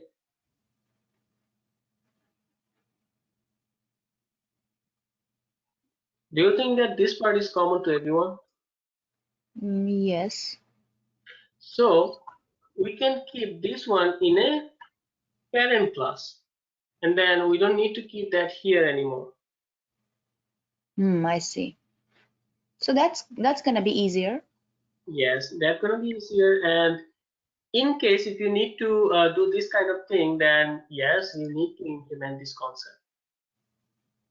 Okay.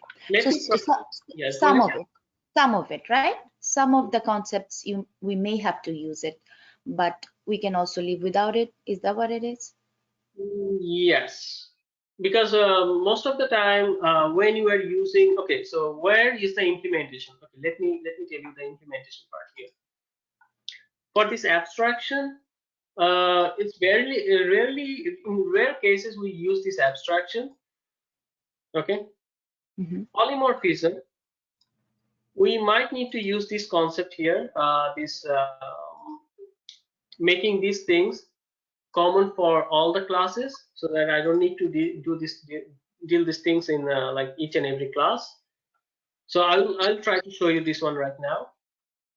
Inheritance. Oh, This, this is yeah, sorry. that's the other one was inheritance, right? Yes. That one is the inheritance. And Right. related to this inheritance, I will show you that how this polymorphism of method overriding works. Okay. And then encapsulation is when you are creating the page object model, and every time you create that variables of the elements, we keep that in private so that variables, that elements will only be accessible within that class, and no one will be able to change that from outside. It's a little confusing. Let me show you here.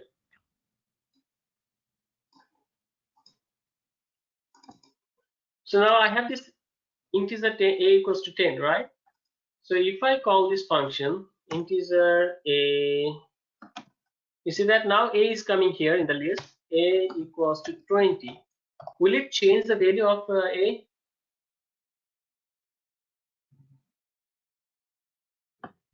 It will, right? It will change the Yes. value of a, right? Yes. And then what is the concept that we are working on? I forgot. Encapsulation. Encapsulation. No. No, inheritance. Inheritance. No, inheritance was the other one. No, not inheritance. I forgot. It's supposed to be encapsulation because we were saying hiding the data. Yes, that's true. I suddenly forgot what I was doing. Just give me a minute. That's okay. Maybe you'll remember later. That's fine. You can always come back to it. Just move on and then you can come back to it. Okay, Yeah. I just really forgot what I was trying to do. Okay, I'll come back to this one. Yeah, Okay, sure. let's go back to here. So I will create a class. Usually, this class is this kind of class we call that as a base class. Base class, where it will be like a base for all of our class. Beauty. So you said that polymorphism. So I'm not sure, but I'll come back to that one.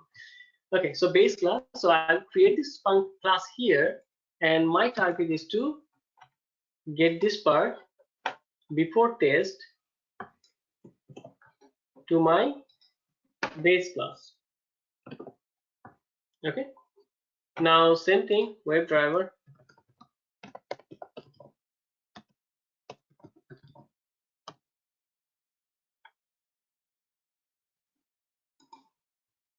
Okay, and login page. Let me get back to the login page again from here.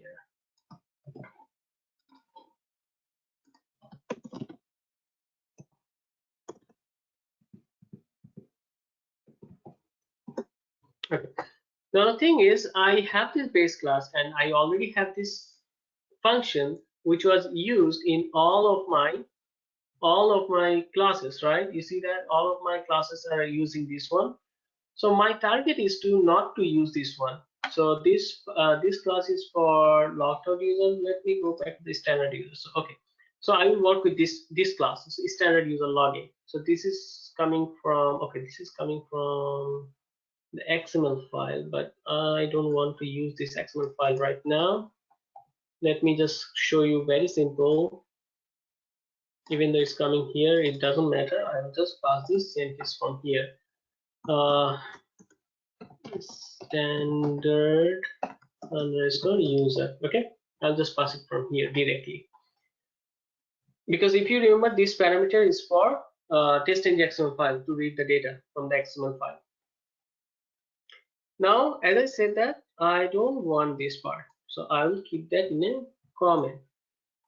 And then, because I want to use these things, I will extend with a base class, because base class have these lines of code, right?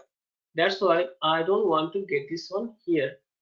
And if you see also one more thing that I already mentioned, if you have a child class will get parent class function and variables. So this one I already declared in the parent class, so I don't need to do this part here. I don't need to do this one here. Done. That's it. But still you see that this variable is working, this variable is working, this variable is also working. Now let's try to run this and see if it is working or not. Okay. Now if you see, this class doesn't have this before test, and there is no login declared, no WebDriver declared, but I'm hoping this will still work. Run as test and test.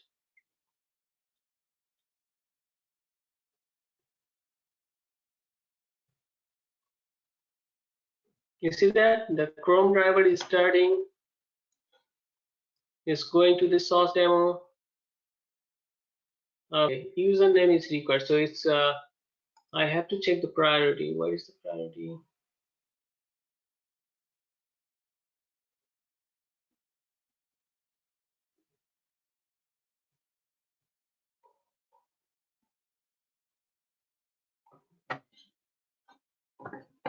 Okay, so priority 1, 2, 3, and here it's clicking on the login button. Why is clicking on the login button directly? Let's try again. So it's clicking on the login button because, but I have the priority 3.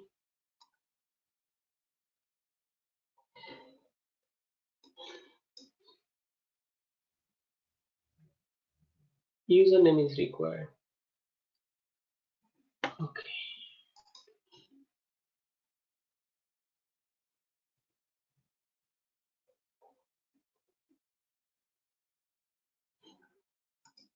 Base class, login page, login driver. Do I need to do this one? Super.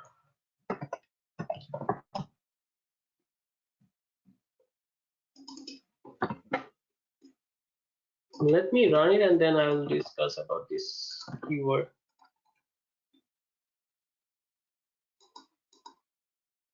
So basically, if you have an inheritance, then there is two common keywords is used between these two classes. One is this, this this, and another is, okay, it didn't work. So I have to find out what is the issue is.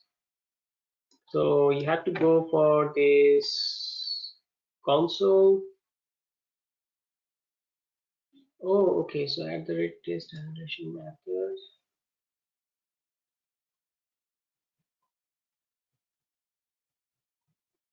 username with class. Okay, because of this one, it's causing this issue.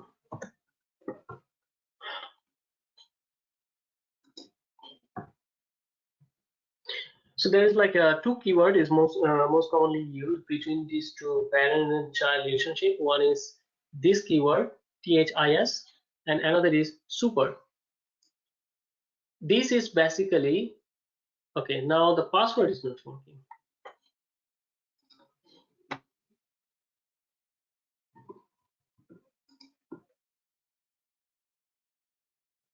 Oh, I have to insert the password here. The password text box dot send is secret sauce. Okay, so let me run it, and in the meantime, let me give you that idea. It's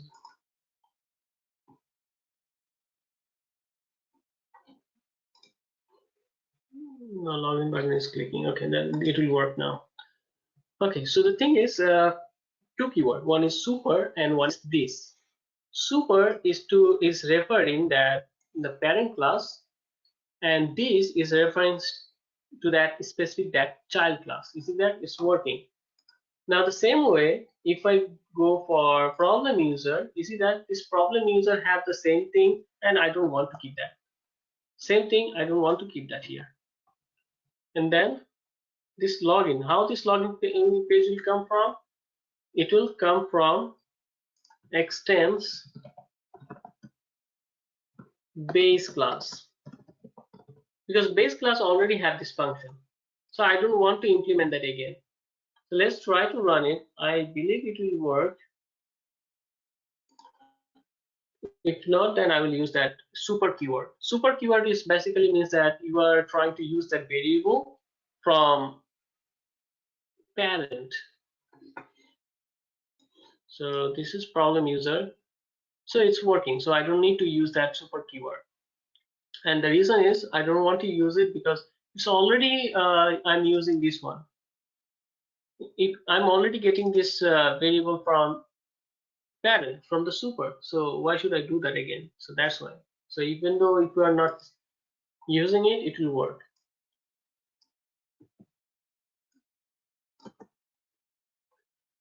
Okay. So what is the other one here? So this keyword, you have to remember this keyword. Let me write it down here in inheritance. What is inheritance? This one. So this keyword refer to the child class, that whatever you have within the class. I will show the example. And super keyword refers to parent class. Okay, parent class variables and functions or data. You can say data. It's fine. So let me show you the example, then it will be very easy for you to understand. So let's say that I have an integer variable, the integer a equals to 100. Okay. Now in human, I also have an integer a equals to 10. Now any of this function, let's say that this beating biryani, I want to print system out println a. Now where this a is coming from? By default is coming from a, right? Because a is there in this class, so by default is coming from a. But in case if you want to use the value of super class like parent class, then you have to mention super dot. That's it. Now this one will come from parent class. You got the idea about these two keywords? So if you have two things, two variables with the same, why it's running test ng.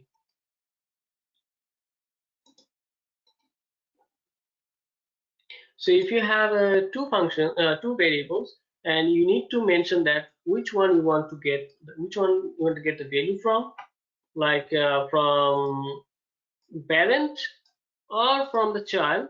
So you can mention that super is for parent, and this is for this child class. So this A is now it will print 10 instead of 100. No, I don't have this.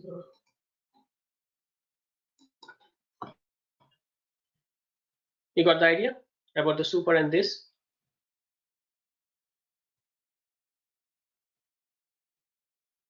Okay. Now the last thing. So I changed this one for these two script, problem user and standard user, and that is from test-ng.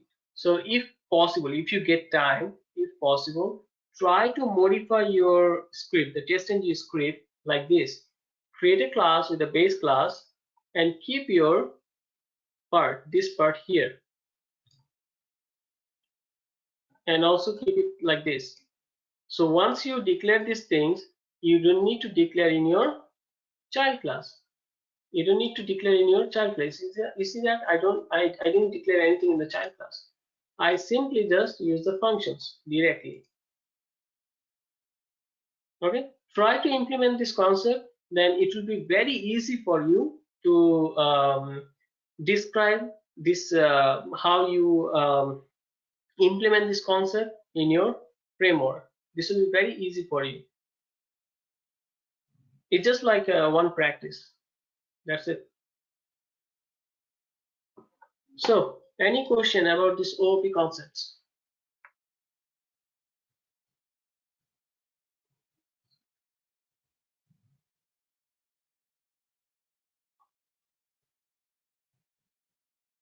Okay, silent means that you didn't understand anything. I will take that negative. Should I?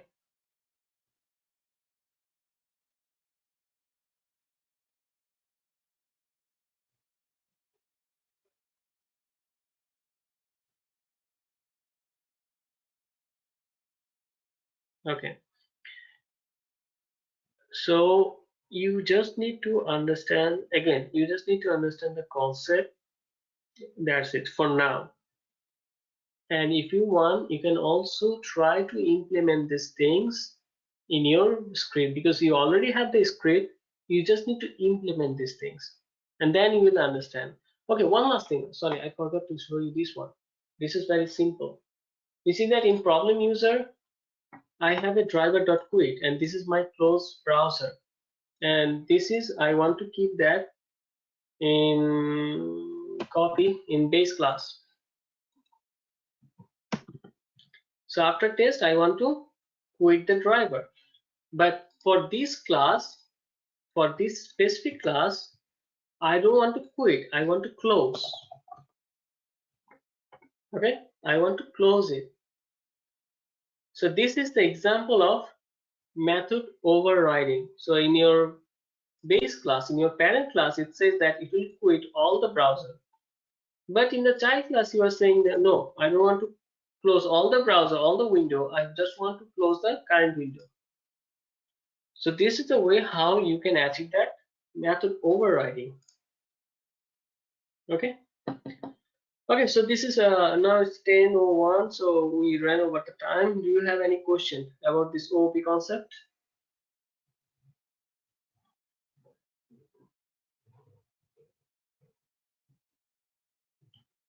No? Okay. So if you don't have any question, please, if possible, try to do some practice with this concept, like whatever we learned today. Try to do that. And one more important thing, before the next session, please create a Git account. Okay, please do that. Don't do that on the class when we start. You have to go to this Git website, search for Git, and sorry, GitHub. Just go for GitHub. I will share this link with you right now in the chat box. Go to this website and create an account here. click on sign up, enter your email address. It will ask you to verify your email address, then you are done. Okay, you just need to create an account before your next session, otherwise you will be behind. We'll do some hands-on practice. Okay, otherwise you will be behind. Make sure that you do that, because in next session is the last session with the Java and all these things, so we'll wrap up everything on that day. Concept will be very small, but it's very important for the interview. All the concept will be very important. Okay, okay, that is for today. I know that it was too much after the break, but I hope you understood at least 70 or 80% from there.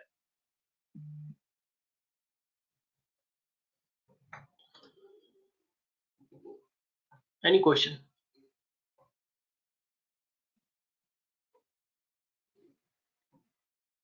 Okay, so if you don't have any question, we're done for today. And if you need some extra help, you can stay and you can ask me. There is no issue with that. And in the meantime, let me upload this code so that you can start practicing it. So in the next session, you will be uploading your code in the GitHub.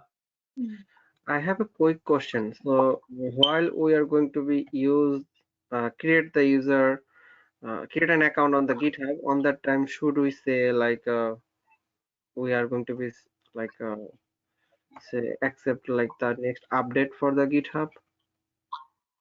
You don't need to do that things, I believe. Like it says, would you like to receive product update and announcements No, that's by email? that is not a marketing thing. You don't need to do that. Okay, thank you. Okay, and I think everyone is here. Okay, so if you are here, okay, that's a little complex. I'll show you in the next session. No problem. Okay, no problem. So if you want, you can leave. We are done for today. And whatever I'm doing right now, you will do exactly the same thing in our next session. Okay. Thank you. Yes, go ahead. Someone have any question?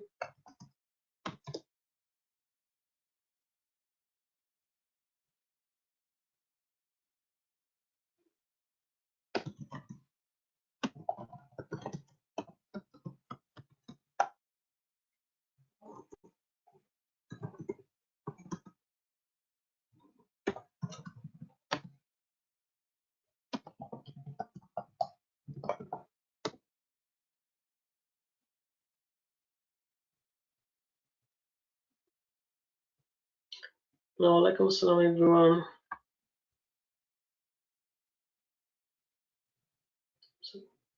Yep, good night.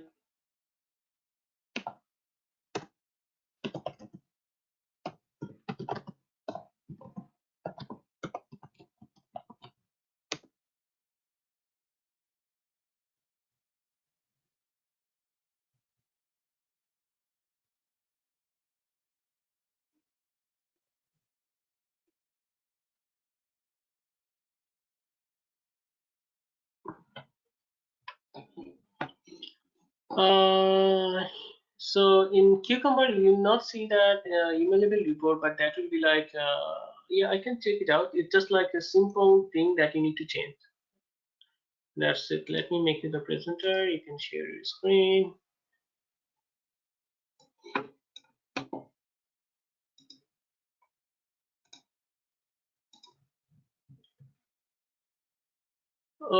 Okay, so it's creating this output .html. Can you expand this target folder from the left panel? The target folder. Mm-hmm. No, it's not. So refresh this project. Did you run that after adding this .html? Yes. Refresh this project. Right click Yeah, on the I did. project name. No, right click on the project name. I And guess this no, one. not that one. This one. Cucumber Learning. Yes. Right click on it. Yeah, I And did refresh. you did refresh. Yes. Do this again. Okay. Now try to run this one again. This no, not pom.xml file. Test on a class. Test on a class.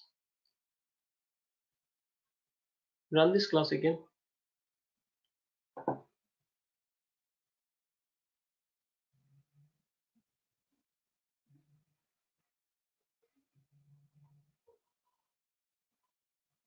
Now go back to that Eclipse.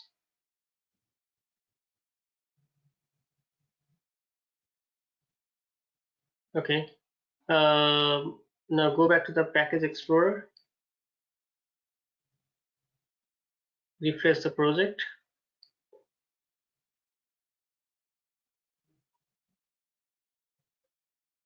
Expand this target. Oh no, See that it's good. output HTML. Now double click on it.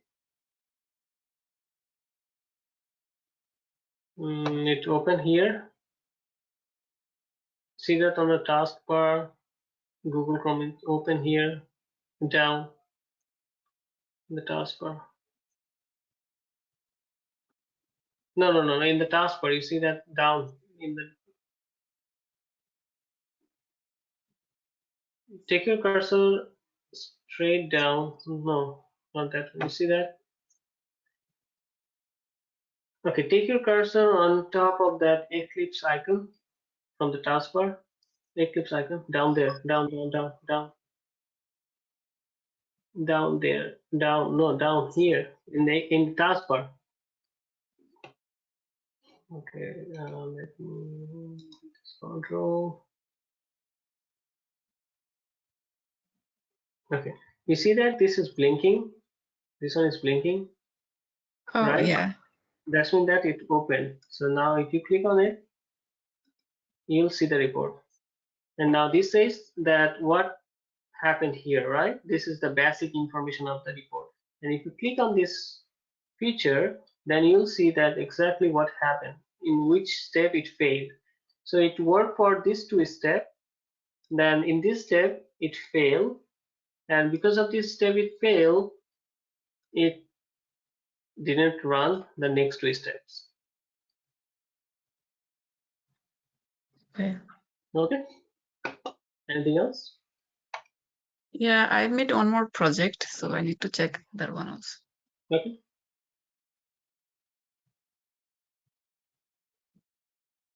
Thing is for this. Yeah, I see here. There is no immutable repeat here. Did you? I don't see any test runner in this project. Oh yeah, I didn't make it. That's Yes. why. You will get only the report when you run your the project and with the test runner. In test runner. Oh, okay.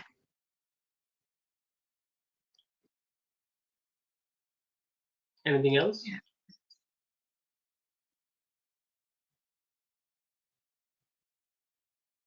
No, I'm fine. See. Yeah.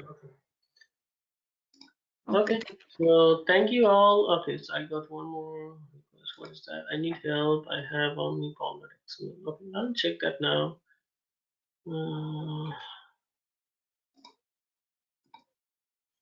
GitHub is asking how many users is going to use option. Should I choose just me? Yeah, you can just you.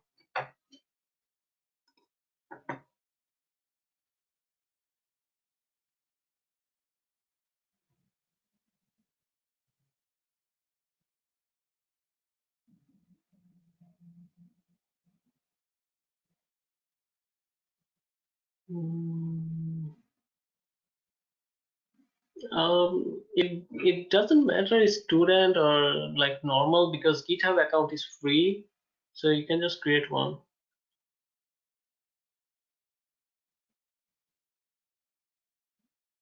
Yes, what is your question, Anila? Thing. Yeah, my question is that Okay. I have only counted XML, so this project, this a project I can see. Yes, you have the bounded XML. So what is the issue then? yeah, I only have like pom.xml under test. No, this is this pom.xml is not under test, and this is a Cucumber project. So in Cucumber project, this is a Maven build I tool. cannot hear you because I think something is wrong with my sound. 1 second. Okay, can you hear it now? Hello? Hello? Hello, I'm good now. So the thing is, this is a Cucumber project. So you will have only one pom.xml file. If it's a test.ng, then you'll see test.ng XML file. You have to Mhm. put test.ng XML file to run the test with. But for Cucumber, we Mhm. deal with only one XML file, and that is pom.xml, where we get the dependency, where we add the dependency. And here in Cucumber, we don't need test.ng XML file. We just need to have these feature files and test runner class to run the features. Okay. Okay. All right. Yeah, okay. Okay. Thank you. So is it creating the report now?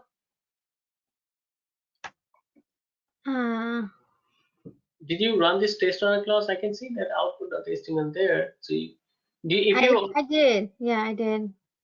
try to refresh this project, right click on the project name, the top one, the first line. Yes, right click on it. Right And click. yeah, right click and click on refresh. Refresh. Refresh. No, refresh down in the middle.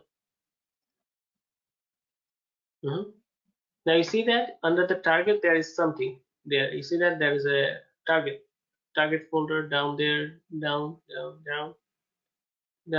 here, target.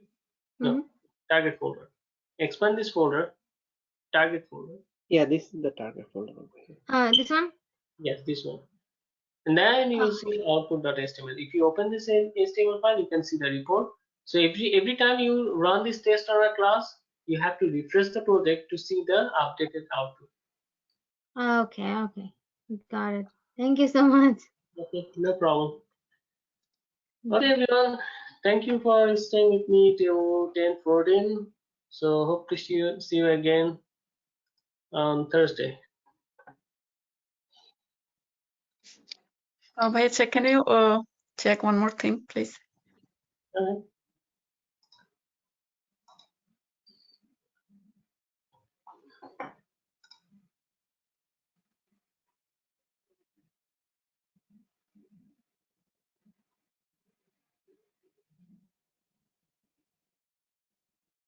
What is it? Yeah, when I run it, it says my email address are wrong, but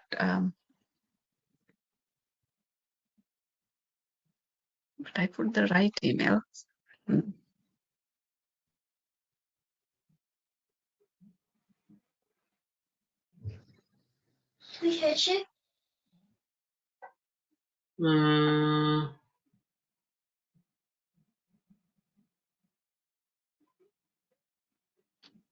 Okay, let me check the console here. What it says.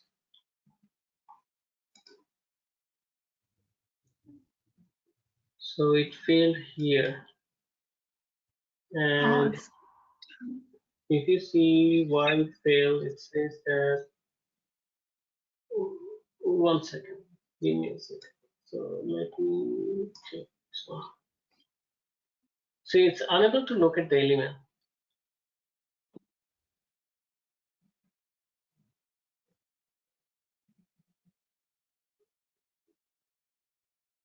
So it's unable to locate this element. You see that?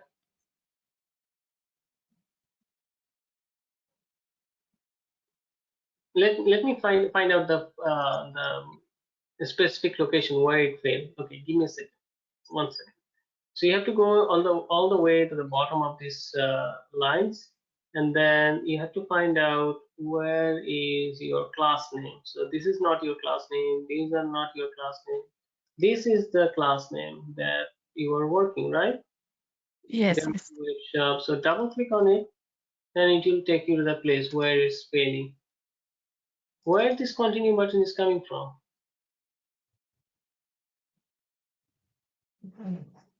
So I have an email button up there.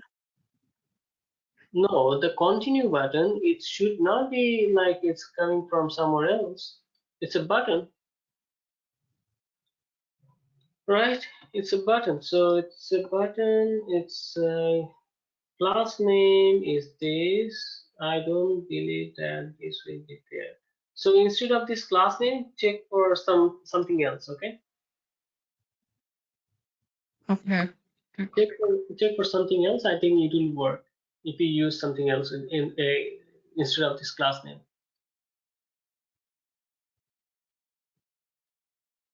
Either you can create xpath That's or good. ID or name. Just change the location. Okay. I think it will work. Oh, okay. Okay. No. And Okay. Thank you. no problem. And you already know the shortcut, right? Right click on that Yeah. and Yeah. export. That's it. Yeah. Okay. Okay. Thank Thank you you. so Yeah. much. Okay. Bye.